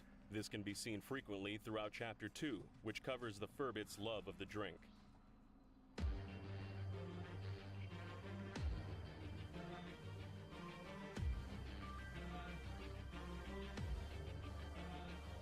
Did you know? In 2010, the United States Air Force created a supercomputer out of 1,700 PlayStation 3. When all the systems were linked together, the PS3 cluster was capable of over 500 trillion calculations per second, which made it 50,000 times faster than the average laptop at the time. The Air Force created the PlayStation supercomputer because it saved them between 10 to 20 times what they could have paid for a system with the same capabilities. Being repurposed into a supercomputer was good press for the PS3, but the console hadn't always been the subject of such positive attention. Starting with the unveiling of the console itself, the PS3 was criticized for reusing the logo font from 2002 Spider-Man movie. Gamers generally thought it was lazy and unoriginal. Surprisingly though, this font may have inspired the actual design of the PlayStation 3. Back when Sony made the PlayStation 2, its logo was squared off and rectangular to match the shape and design of the console. The PlayStation 3 logo was one of the first design elements created for the console, and according to PlayStation designer Taiyo Goto, the curved typography of the Spider-Man font may have been the motivating force behind the shape of the PS3. Also ridiculed by gamers was their new controller, which was dubbed the Boomerang by fans. Sony later explained that the Boomerang was just a design concept and was designed around how the controller felt rather than its appearance. Sony then later revealed the more traditional looking 6-axis controller, which was again criticized by gamers. The 6-axis had a lot of new features like wireless Bluetooth capability and motion sensing, but it lacked rumble feedback. Despite defending the 6-axis by claiming the rumble was last generation tech, Sony eventually replaced it with the rumble-enabled DualShock 3.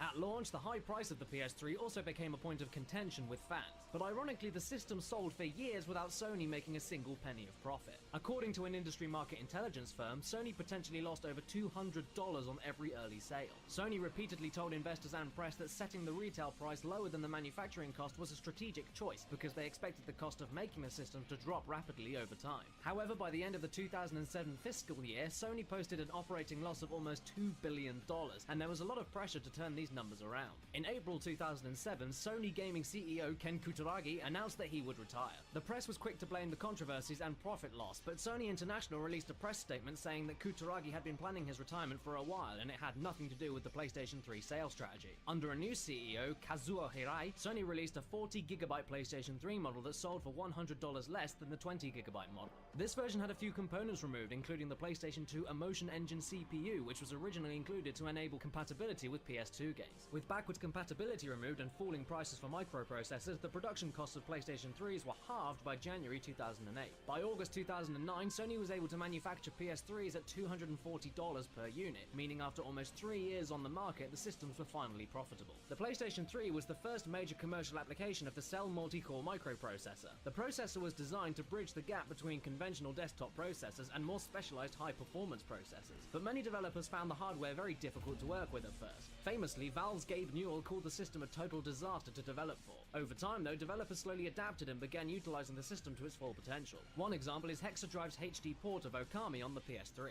It's actually rendered in 4K resolution and then downsampled to 1080p in real time. Sony also used the PS3 to push their proprietary Blu-ray disc format, which helped lead to a crushing defeat of the HD DVD. Aside from offering a larger storage capacity, Blu-ray discs are also scratch resistant. Early designs for Blu-ray discs were particularly vulnerable to scratches, so the first Blu-ray discs were actually encased in cartridges for protection, similar to floppy disks. But the cartridges made an already expensive medium even more expensive. So the designers opted to use an ultra-hard yet very thin polymer coating to protect the discs because it was a much cheaper alternative.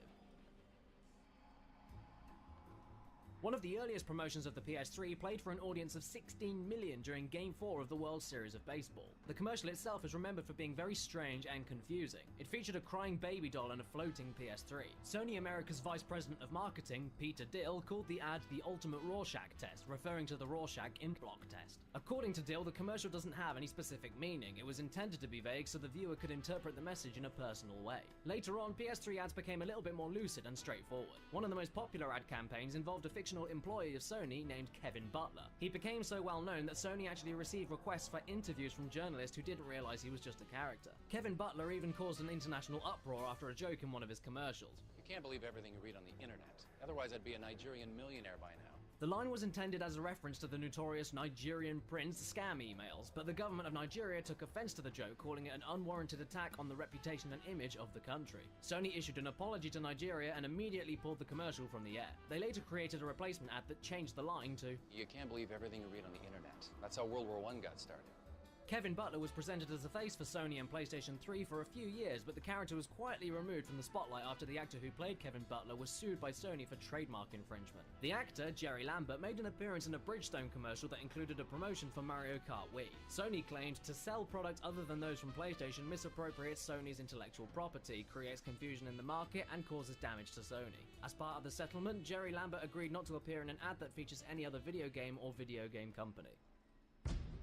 The PlayStation 3 was part of the first console generation to adopt online capabilities as a core feature, but Sony went through a series of growing pains as the PlayStation Network became a target for hackers and identity thieves. The first major hacking scandal happened in 2011. A sustained criminal cyber attack occurred from April 17th to April 19th. On April 20th, Sony was forced to shut down the PlayStation Network and it stayed offline for 23 days. It was one of the largest data breaches in history, with over 70 million PSN users' personal information potentially compromised. Sony issued a formal apology, provided $1 million in identity theft insurance for every user, and gave everyone free games for PS3 and PSP. The attack cost Sony $170 million. The second major cybersecurity scandal happened in 2014, very shortly after an unrelated cyber attack on Sony Pictures Entertainment by North Korea. Near Christmas time, both the PlayStation Network and Xbox Live were targeted by a group of hackers who brought the networks down to deliberately ruin the holidays for gamers. They flooded the PlayStation Network servers with fake traffic, a technique called the denial of service attack, which made it impossible for regular users to log on. The same hacking group also tweeted a bomb threat at an American Airlines flight carrying the president of Sony Online Entertainment, and the plane had to make an emergency landing. The FBI launched an investigation which led to the arrest of several hackers, and Sony offered inconvenience users discount codes on the PlayStation Store and free extensions for PlayStation Plus members.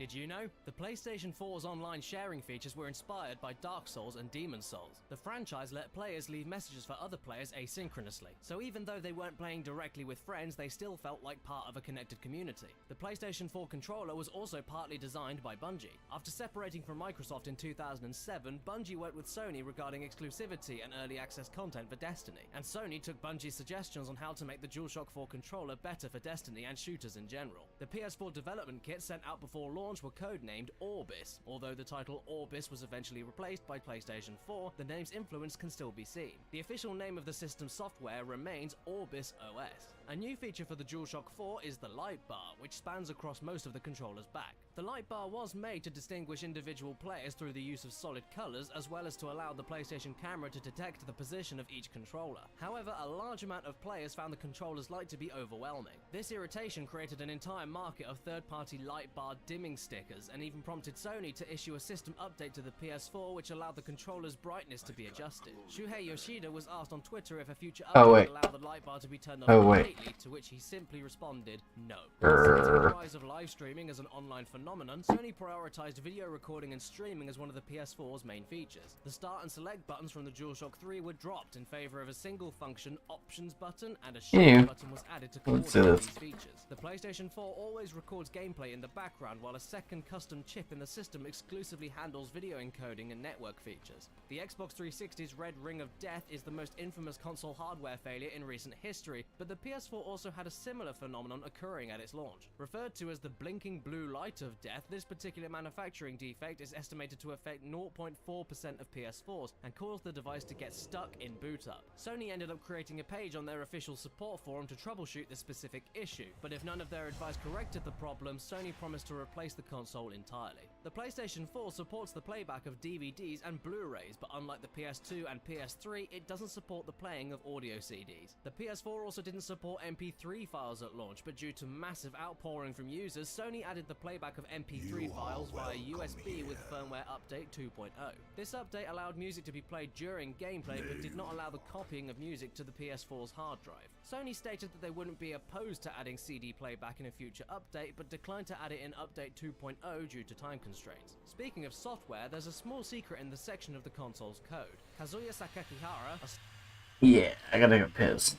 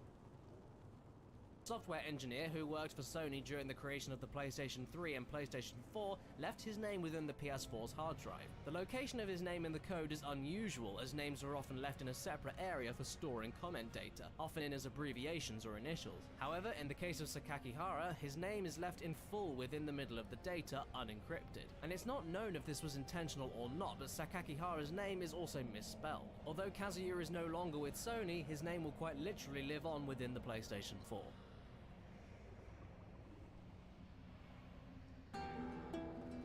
The PlayStation 4 fell into controversy in late 2015, being accused of serving as an ISIS recruiting tool, with some even going as far as to say Sony was providing asylum to ISIS members via its online services. This paranoia was likely due to a statement issued by Jean Jambon, Interior Minister of Belgium, regarding the console. Jambon stated, "It's very, very difficult for our services, not only Belgian services but international services, to decrypt the communication that is done via PlayStation 4. The PlayStation 4 is even more difficult to keep track of than WhatsApp."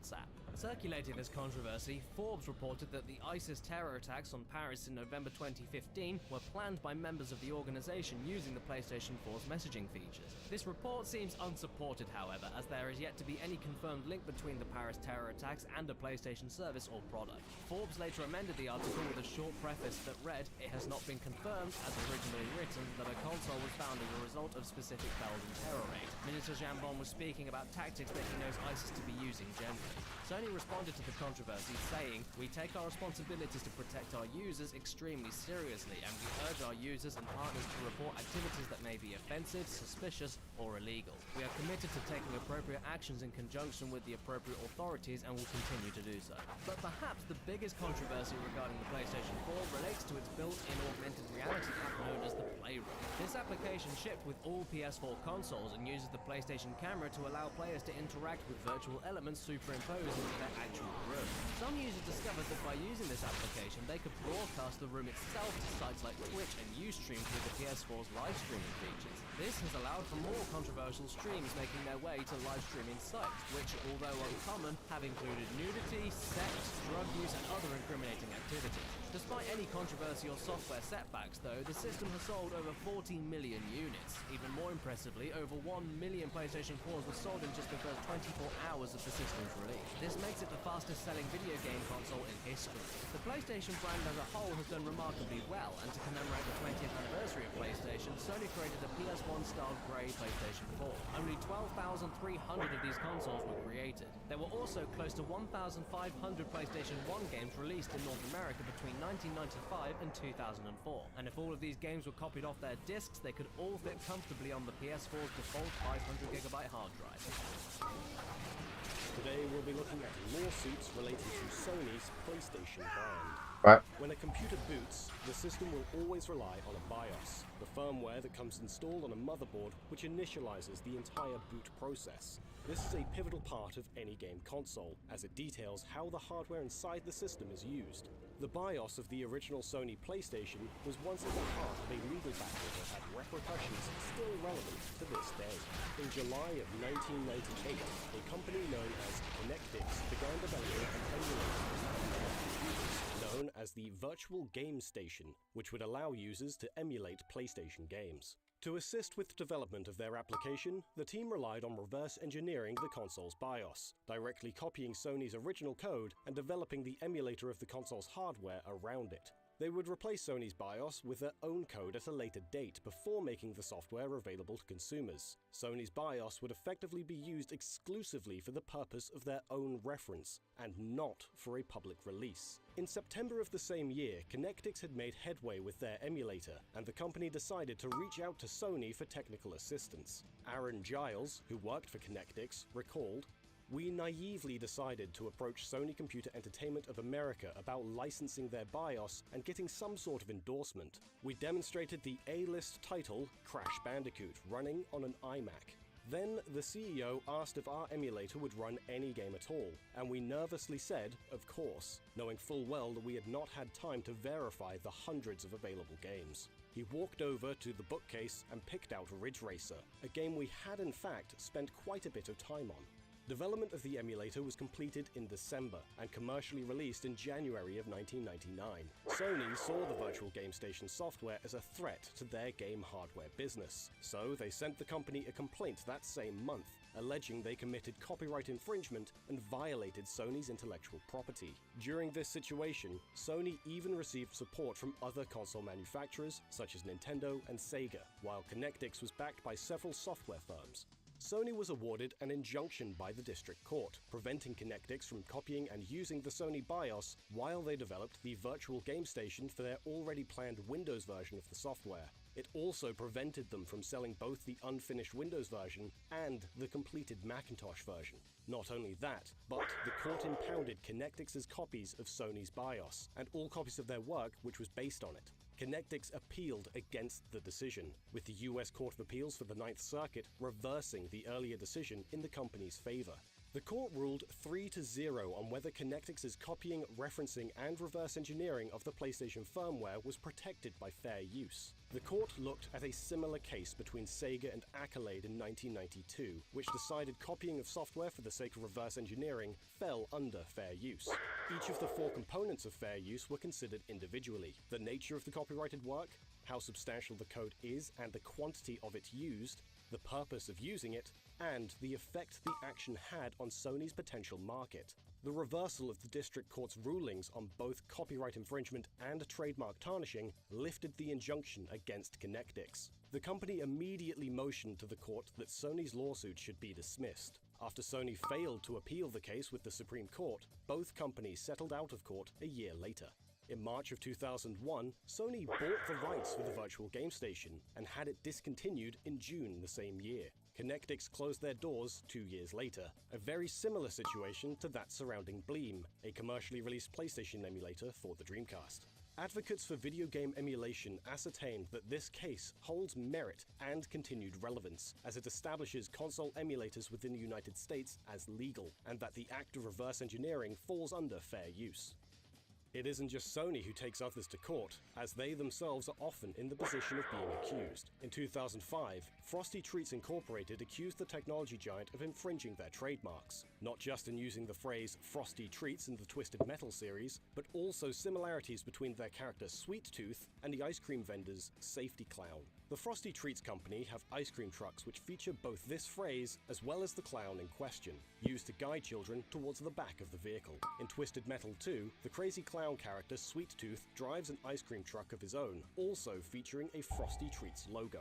The case did not take long to be dismissed, as the District Court for the Western District of Missouri held that the name was too generic to be protected. Judge Scott Wright claimed in his dismissal that the various depictions of the Sweet Tooth character and the plaintiff's Safety Clown are so dissimilar that no reasonable trier of fact could conclude that they are confusingly similar. Frosty Treats appealed to no avail, with the 8th Circuit Court of Appeals affirming the dismissal for the name being too generic, and that both clowns were different enough that no consumer would confuse the two. Did you also know that Super Mario Bros. 3 had several more secret and cultural references hidden within it? Or that Super Mario 64 has several changes from its Japanese release? For a whole bunch more Mario facts, check out the video on screen. What's your favorite NES game? I imagine probably quite a lot of you didn't have the console. Shut up, kid. Nobody cares about your ball.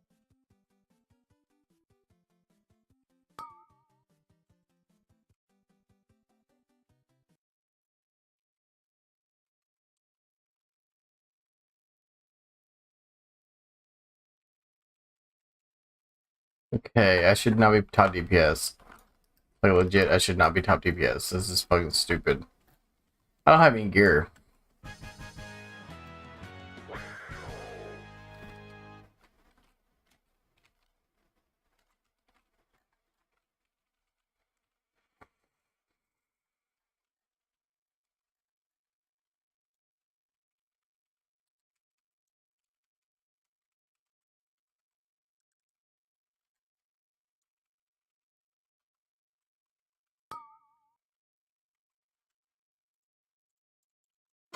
Why didn't they just fly the eagles to Mordor?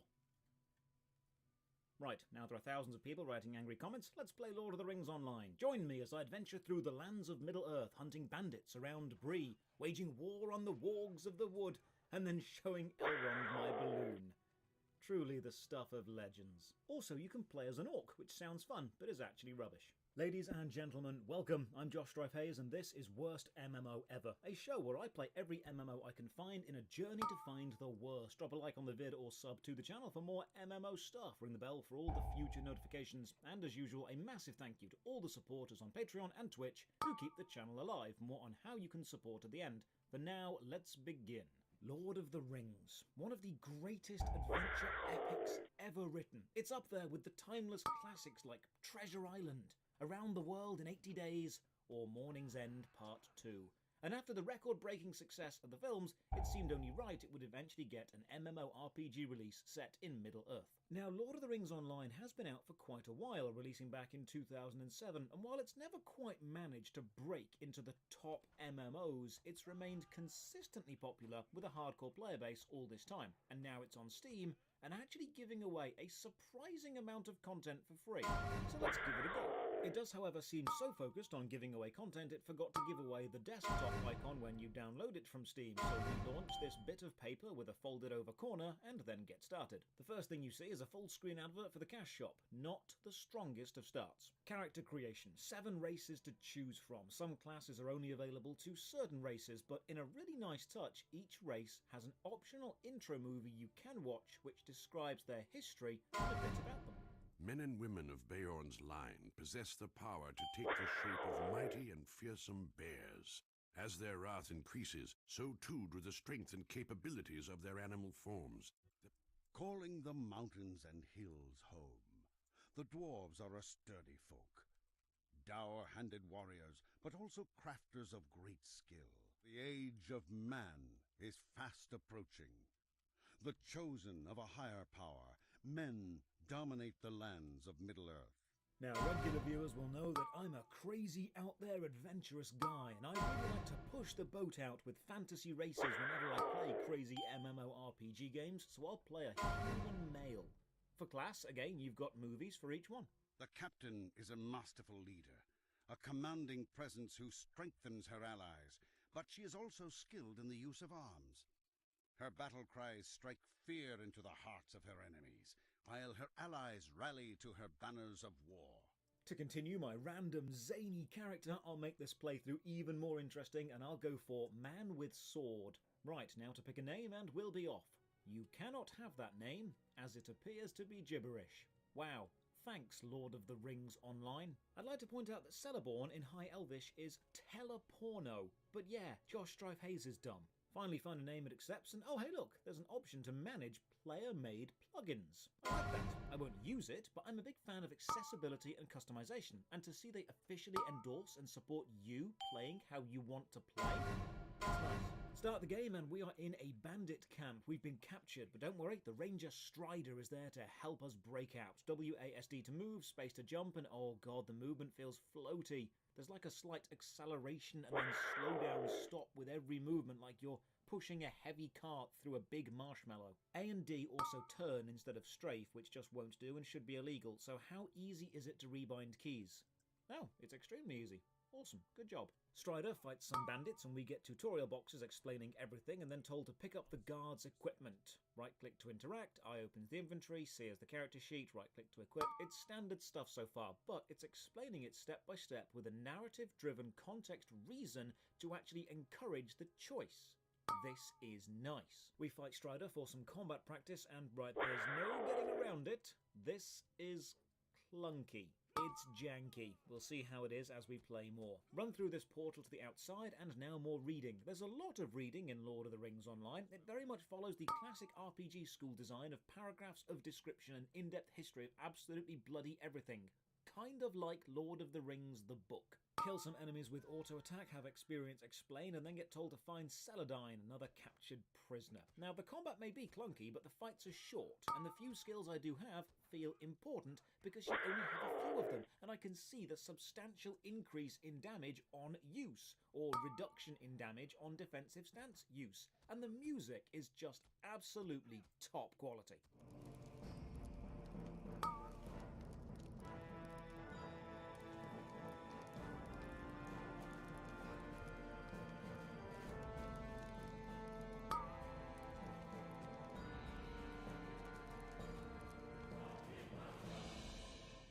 We're now halted to watch the drama, and this is something the game does at important story moments. Every now and again you'll be forced to stand still and watch in-game cutscenes. Lord of the Rings Online is a very narrative-driven game, showing you the story is a major design choice. They even call these bits drama moments. We rescue Celadine from a cage and she immediately gets a flaming torch and hurls it onto the roof of the bandit camp, burning the place down. Oh, I like you. A woman of action. No messing, just fire. Rescue more prisoners, then get sent to see what Strider is up to. He's meant to be with the ranger Amdir, so we round the corner and find Amdir fighting a Black Rider.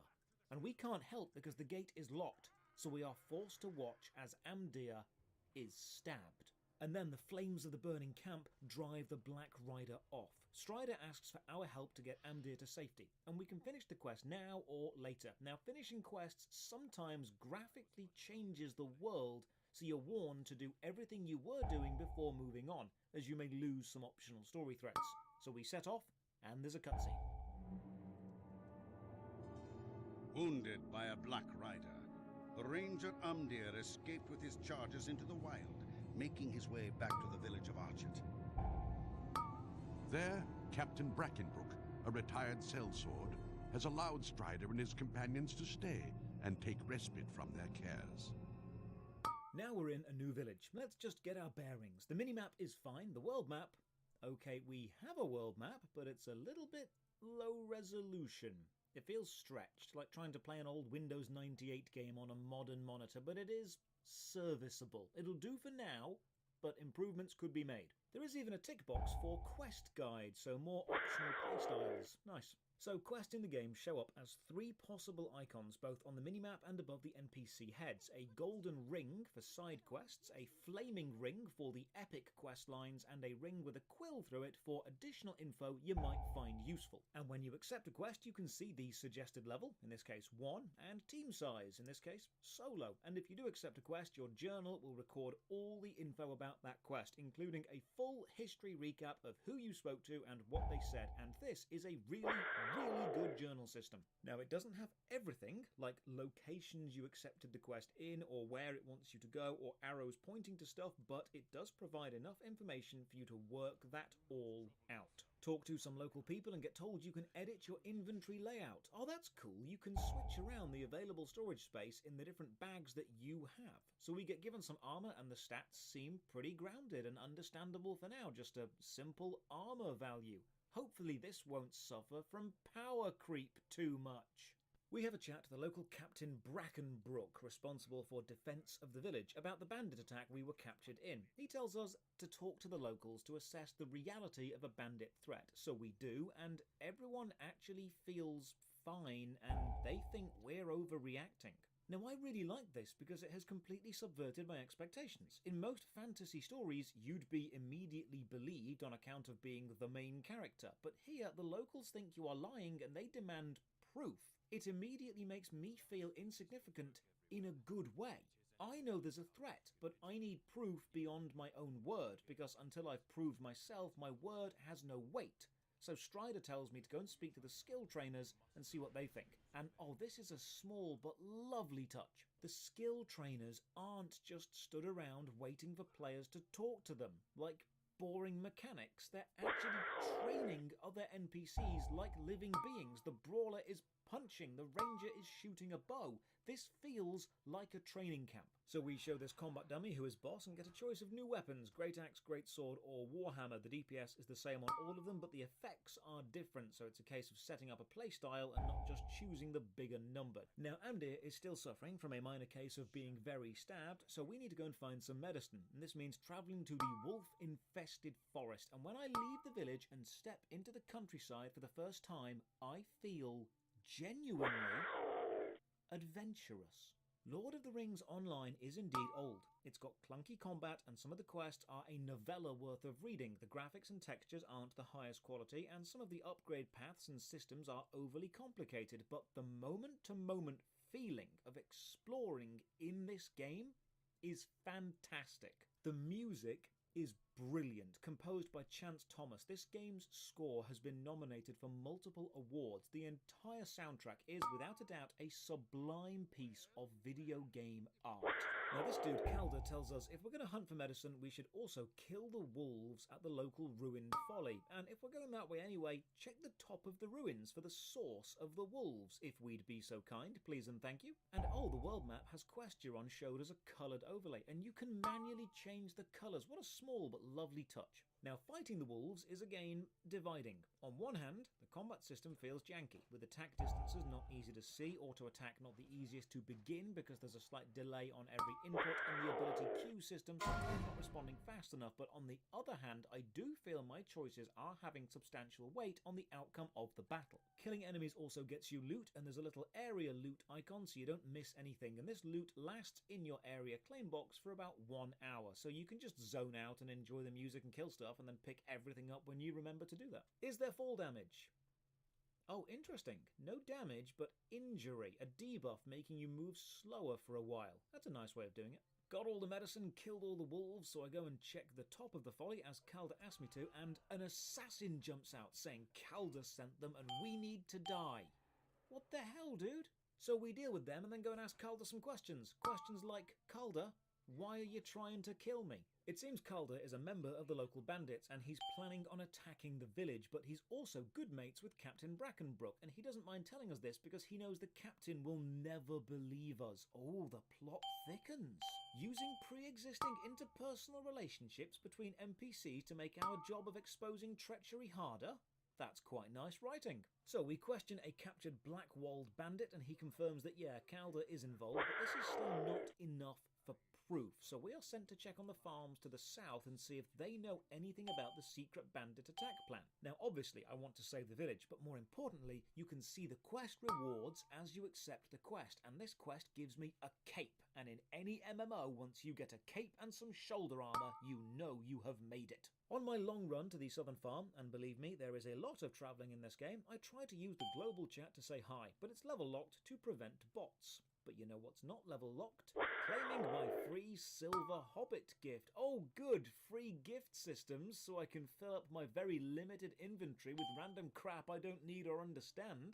And it even says, hey, you can pay real money for more free gifts. That's not a free gift then, is it? That's just buying stuff. We'll look at the shop later. The southern farms are in trouble, and they need me to go to the local village of Combe and ask for some supplies, but when I get to Combe, it's under Blackwalled bandit control. That is how this area is the whole tutorial. It's hindered by a bandit attack. So I tell the southern farmers this, and he writes a letter for Captain Brackenbrook to confirm, yeah, we're actually in quite a bit of trouble, so I set off to deliver that. And in a nice touch, that letter is not just a random quest item in my inventory, it's a letter. You can read it. You know, so far I've found a lot of small but really nice touches which either increase the game accessibility or the variety of playstyles you can have, or enhance the immersion of the player into the world. Now I know it's still early days, but I'm actually quite liking this. Brackenbrook, presented with evidence of the bandit threat, laments how many years ago their own son warned them of this growing bandit insurrection, but they didn't believe them and instead cast their son out of the village. So the son joined the local Rangers Lodge. But now the son may be their only hope for a defence. Brackenbrook, racked with guilt, begs us not to contact the son because of his pride, but Strider thinks we should put personal family feelings aside and ask the Rangers for help. So we set off to find him. Water. The is it better than New World test. Is there swimming? Yes. Yes, there is. And oh my god, those reflection graphics. Good lord, that looks nice. Find the Rangers Lodge, find John Brackenbrook. He understands the safety of the village matters more than the past feelings of family disagreements, and he agrees to help. Now, all the quest rewards seem to be either light, medium, or heavy armour, and I'm going full heavy so I can tank stuff and not die. John asks us to go to a local bandit hideout and try and find the bandits' battle plans so we can prepare a defence. And this is the start of an actually quite logical series of tactical choices. While I'm in combat, I do notice there is a visual skill queue-up system. Some skills chain from one to the next, impressing a skill button shows you this yellow edging rotating around the side, so you know it's going to happen next. So even if a skill is on cooldown, you can queue it up to happen when it's ready. Oh look, location-based weather. In the Bandit Ruins it's cloudy, and then as you run outside it becomes sunny again. And then you run back inside and it becomes cloudy. I know they're just using it as an ambience thing, but it's kind of a shame it's not consistent across the map. Take John the plans and he says, right, the bandits are planning to use the old spider-infested eastern path to sneak around the back of the village. So we should go and check out that path, see what state it's currently in, see if the village wall there is still intact. So we chat to Acty Spiderbane, who helps us find the route. The hidden path is indeed full of spiders. And at the end of this path, we find a dead bandit scout. And the village wall fully intact. Okay, this is brilliant. I expected the bandits to have an assault party here already, but this is visual storytelling. The bandits have sent a guy to check on the viability of the path for an assault, and the guy died because it's not a good assault route and the spiders got him.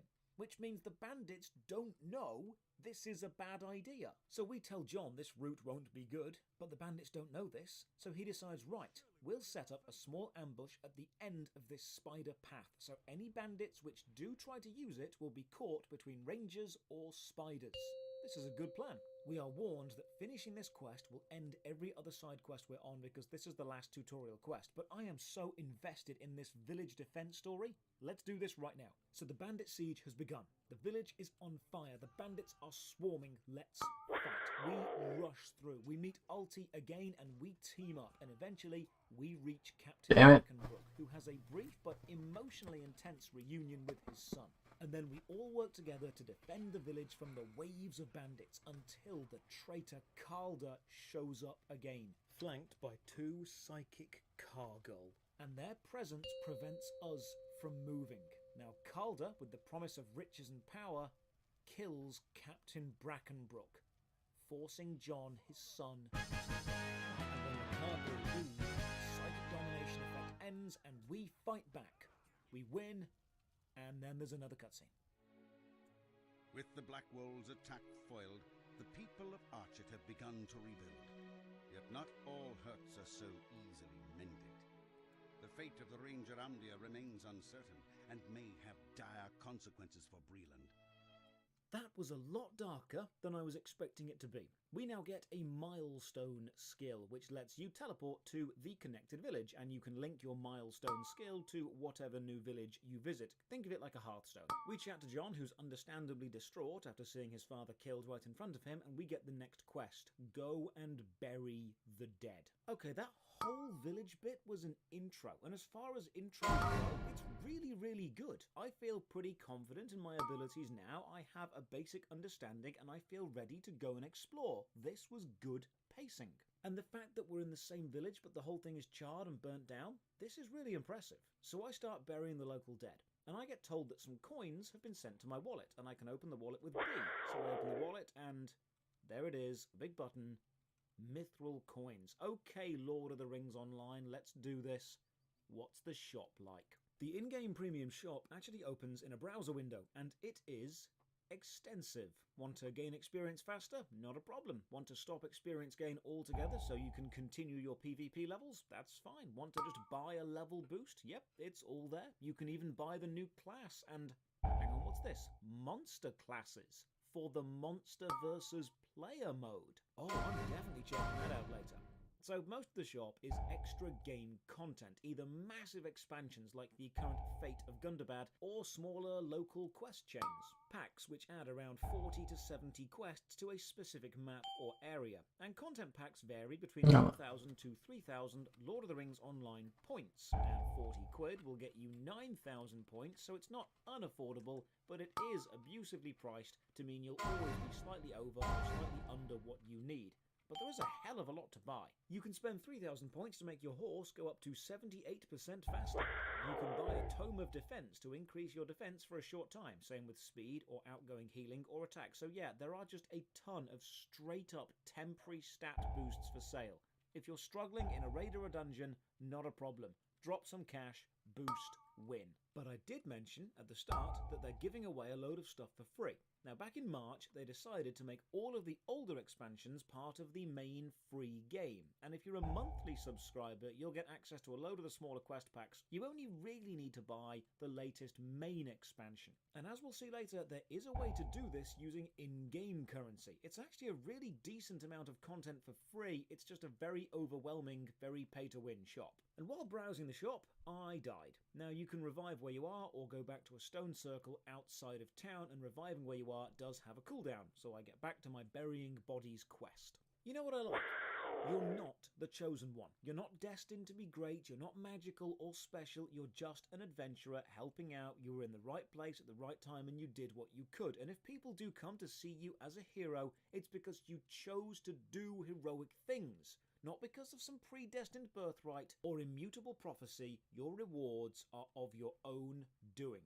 I also like how when you teleport back to your milestone town, your avatar studies a map with a magnifying glass. Because I relate to it so hard. You're basically saying, I have no idea where I am, let's go home. Back in town, a wandering stranger has been looking for the hero of Archette, and that's likely us because of our actions during the defense of the village. So we are sent to the village of Combe and told to go to the Combe and Waffle Inn. And now the first experience of lag. The player base has warned me Lord of the Rings Online can get very laggy, and up until now I've been fine, but God, going through this village gate, I get attacked by something, I can't see anything, and then a wolf lags in, dies, and I rubber band around for about 3 minutes. If this is what the player base knows as standard, no wonder they are struggling to hold players. Issue navigating in towns. The world map is low resolution and can be zoomed in or out with left or right click, but never to any real usable degree of detail. We need like a mouse wheel scroll. It's a more general location, and the mini-map can't be changed at all. So in busy towns like this one, icons overlap one another and navigation is more annoying than it needs to be. Please, Lord of the Rings Online, if you revamp anything, let it be your map system. Into the inn, we head upstairs and meet Torridan, another ranger. They introduce us to traits. So there's actually even more pacing in this tutorial. The player isn't assaulted with an overwhelming amount of systems too soon. You are given more as you explore more. J opens the traits menu. You've got class, race, and virtue traits, buffs gained as you level up and then arranged to form a more unique character to your own playstyle. Now, I don't worry about this right now. I get sent to help out Constable Underhill. And when I leave the inn, a little box pops up telling me I have the riding skill. Cool, I can use mounts. Where is the riding skill? Can't seem to find it on the skills menu. Or the traits menu. It's not active or passive, am I just missing it? I even open up the help menu from the escape menu, which loads the knowledge base of the game. I search for riding, and nothing comes up. Wow, your in-game knowledge base doesn't have info that a player might need, even relating to a keyword. What a great design. Eventually, I just Google it. The riding skill, the base level one, which lets you use a mount, is in the cash shop.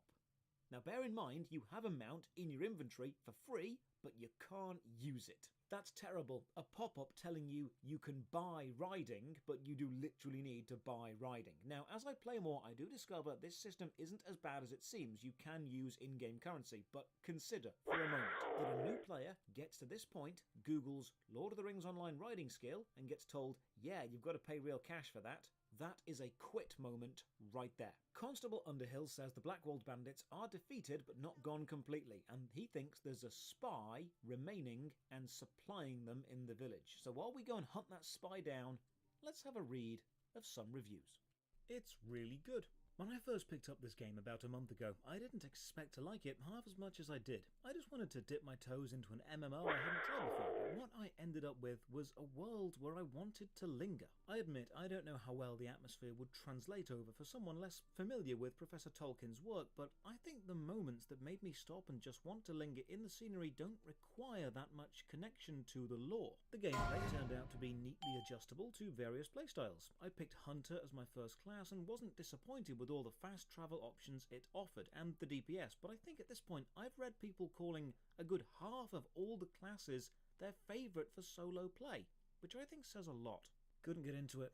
It just feels old. Horrible sign-up process, clunky movement, stationary combat, terrible graphics on ultra settings, endless fetch quests where you have to run for 10 minutes to the next objective. Some quests require VIP membership from the start. It just doesn't have much going for it.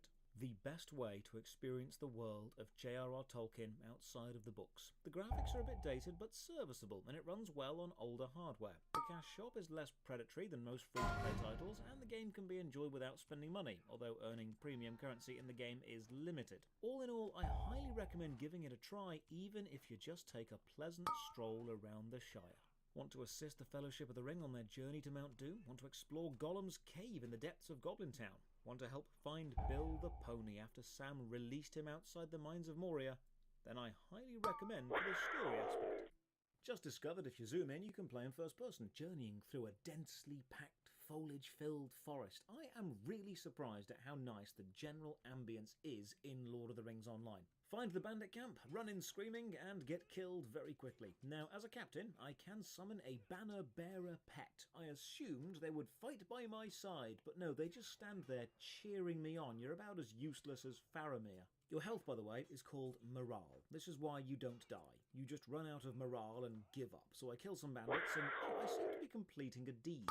What are deeds? Well, deeds are small local tasks like killing bandits or spiders or collecting stuff, and completing a deed rewards you with Lord of the Rings Online points, the premium currency. So there's actually a system where playing the game gives you the currency required for the in-game shop so you can spend it and unlock stuff like the riding skill or quest lines or major expansions. I like this. It's not fast, but it means it is possible to grind the game to pay for the rest of the game. We find a letter at the bandit camp and take it back to Underhill, and he sends us northwest. The letter is from the wolf breeder Ellie. It seems that she has been supplying the bandits with attack wolves, so we should go and have a word. If I had to describe the experience of playing Lord of the Rings Online in one word, I'd choose pleasant, both in style and mechanical design.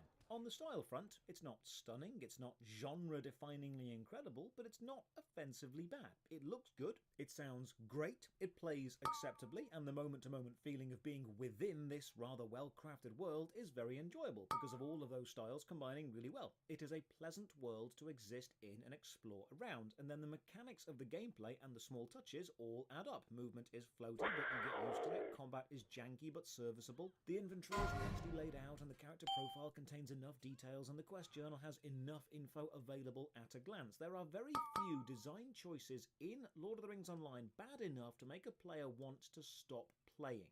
We find Ellie. She says, yeah, I did send the wolves to the bandits, but then they bred them into wargs, and I feel pretty bad about that, so please go and kill the brood mother to stop that happening again. Here's the secret hideout location. Okay, Ellie, we all make mistakes. I mean, who hasn't sold wolves to a bandit before? You live and learn. This means a lot more walking, but walking leads to this moment, which I think exemplifies the pleasant description. Just look at this. I'm standing on an overlook above a lumber yard, and you've got an NPC warden patrolling the road, walking over the bridge, and some of the NPC workers are all chopping logs with the forest sprawling into the distance. Now, in many games, you just have a lumber yard, but here you've got people actually existing on the yard and doing the actions expected, chopping logs. This small touch of having NPCs in the world living their life and working their jobs instead of just standing around waiting for the player to come and chat to them is such a powerful design choice. It makes the world feel real beyond my small experience of it. And I actually just stand here and watch for a while. The lives of the workers, the music, the gentle rustling of the trees. This is a pleasant experience. Even running through the yard itself, there's side quests, people taking breaks, and I can see myself one day just taking a lazy Sunday to help everyone out here because it's an enjoyable place to be. Find the bandit wolf house. It is guarded, so I sneak around the back and fight my way through, and I quite like the fact that you can approach this from multiple angles, and eventually I lure the den mother over to me and I kill them. I let Ellie know it's dealt with, and we get a shiny new axe for our troubles. But we're not done. The den mother is out, but there are still wolves remaining, so we need some poison to deal with them. Leecher Cartwell tells us to go and find some ingredients, but this is the first moment, the very first quest that feels like filler. Up until right now, everything has been paced really well and the story moves along quite quickly. This is the moment it begins to feel like a padded MMO instead of a well-paced RPG. Now, I've been ignoring my backpack because I know that I'm about to do something stupid. In my inventory, there are 3 boxes: the 3 Peaks pack, the Minas Morgul pack, and the Mordor pack. And these are the 3 free expansions and all the stuff you would get if you were to buy them. So I open the Mordor one, and I get a load of cosmetics. And the cosmetic override system is really easy to use. You just choose what you're equipped with for stats and then what you want to use for visuals. The only problem is the visual override items stay in your inventory, taking up space. But there's also a level 120 Aria of the Valor level boost. I'll use that soon. Arriving at the local town of Bree, and oh, just look at this. The stable hands are actually tending the horses. There's a dude sat chilling on the steps. People are chatting. Kids are playing. This is what an MMO city needs to feel like. Alive beyond me. You know what? Let's boost to level 120. I mean, how confusing could it possibly be? Right, I'm now the saviour of the free peoples, hero of the land. I'm teleported to wherever this is. I'm Elrond's BFF and Gandalf wants a word. I'm being showered with accomplishments. I've been given a warhorse and I'm being told about mounted combat. Then I get a free level 120 weapon and... where am I? What has happened? What am I meant to be doing? Look, I appreciate you giving new players level boosts so they can catch up to their friends and do the higher content without grinding for weeks or months, and I do appreciate how this boost for some reason includes the riding skill, but please, if you are a brand new player, do not use the level boost until you have actually got to hear at least once legitimately, because it throws you into a very high level, very confusing part of the game. I have no idea geographically where I am or what any of my multiple unlocked skills or traits now do, because I've been given an overwhelming amount of stuff to deal with all in one go, and I know this is my fault, so I take full responsibility. Look, they even gave me a balloon. Look, Elrond. Look at my balloon. Are you proud of me yet, Elrond? Have a chat with Gandalf, and Gandalf recommends I finish the Black Book of Mordor quest line before starting his quest, but I have no idea where to start that quest, so we'll skip it. I mean, how important can that really be? So I'm sent off to do something and talk to someone, and my god, the landscape around here is gorgeous. I don't know where I am or what I'm doing, but I do know that I'm having a good time doing it. Combat's a bit tougher though. I have a load of skills I don't understand, so I just run away. You know what? Let's just teleport back to Bree and become the most overpowered town protector ever. Let's check out the monster play mode I saw earlier. Oh, interesting. You get to choose a character. There are free and paid classes. Is this PvP? So we log in and... oh, it's not just PvP. It's a whole PvP map with quests for the monster players, and skills, and class builds, and a monster base, and this is pretty cool. Okay, so this is one dedicated map with open PvP against the free peoples and the monsters. The only problem, there's no one around. You get given the briefest of tutorials, given entirely through text boxes about how to play a monster, and then told to go and poison the river. So I walk all the way across the map and don't see a single other player. I'm also level 140. This area looks a lot worse than the other starting zones. I dump the poison into the river, there's no graphical change from this, and then head back to the monster base and... win? Okay, new players don't play as a monster in the PvP mode. This is likely a novelty for veteran players, not a fun experience for new ones. Before I finish this video, I want to try one more thing. I want to see if the other starting zones are different experiences, so I make a new character. I'm going to go with a crazy fantasy combination of race and class, the likes of which has never been seen before. I'm going to make an elven archer. And the opening experience is, again, really good, teaming up with Elrond to repel a dwarven attack on the elvish settlement, same process of interaction, equip, combat, defend, retreat. It's again a very well-made tutorial. Lord of the Rings Online feels, at least when playing solo, quite a lot like Dragon Age Origins. It even looks similar. It's a slower paced RPG with a lot of customization and glorious environments to explore with a cracking soundtrack. The combat system is showing its age enough, but it's still enjoyable. The plots are well structured and written, and the updating scenery and map models based on quest outcome is a lovely touch. I even like how the elf tutorial ends with the elvish leader destroying the temple instead of letting the the dwarves steal the artifact, and then many years later we are sent to the frozen mountains to accompany Elrond's sons on a quest. And again, it looks gorgeous, but the epic scale of the landscape is enhanced by the minutiae, like how you can see your character's breath. Now, I can only judge what I played. I didn't get the chance to do dungeons or raids, and I didn't meet the Fellowship. But the opening section, the mechanics, the general design, the pacing, the overall ambience of Lord of the Rings Online is really, really good. I had an enjoyable, pleasant, slower-paced time. If you're after a more chilled MMO with a lot of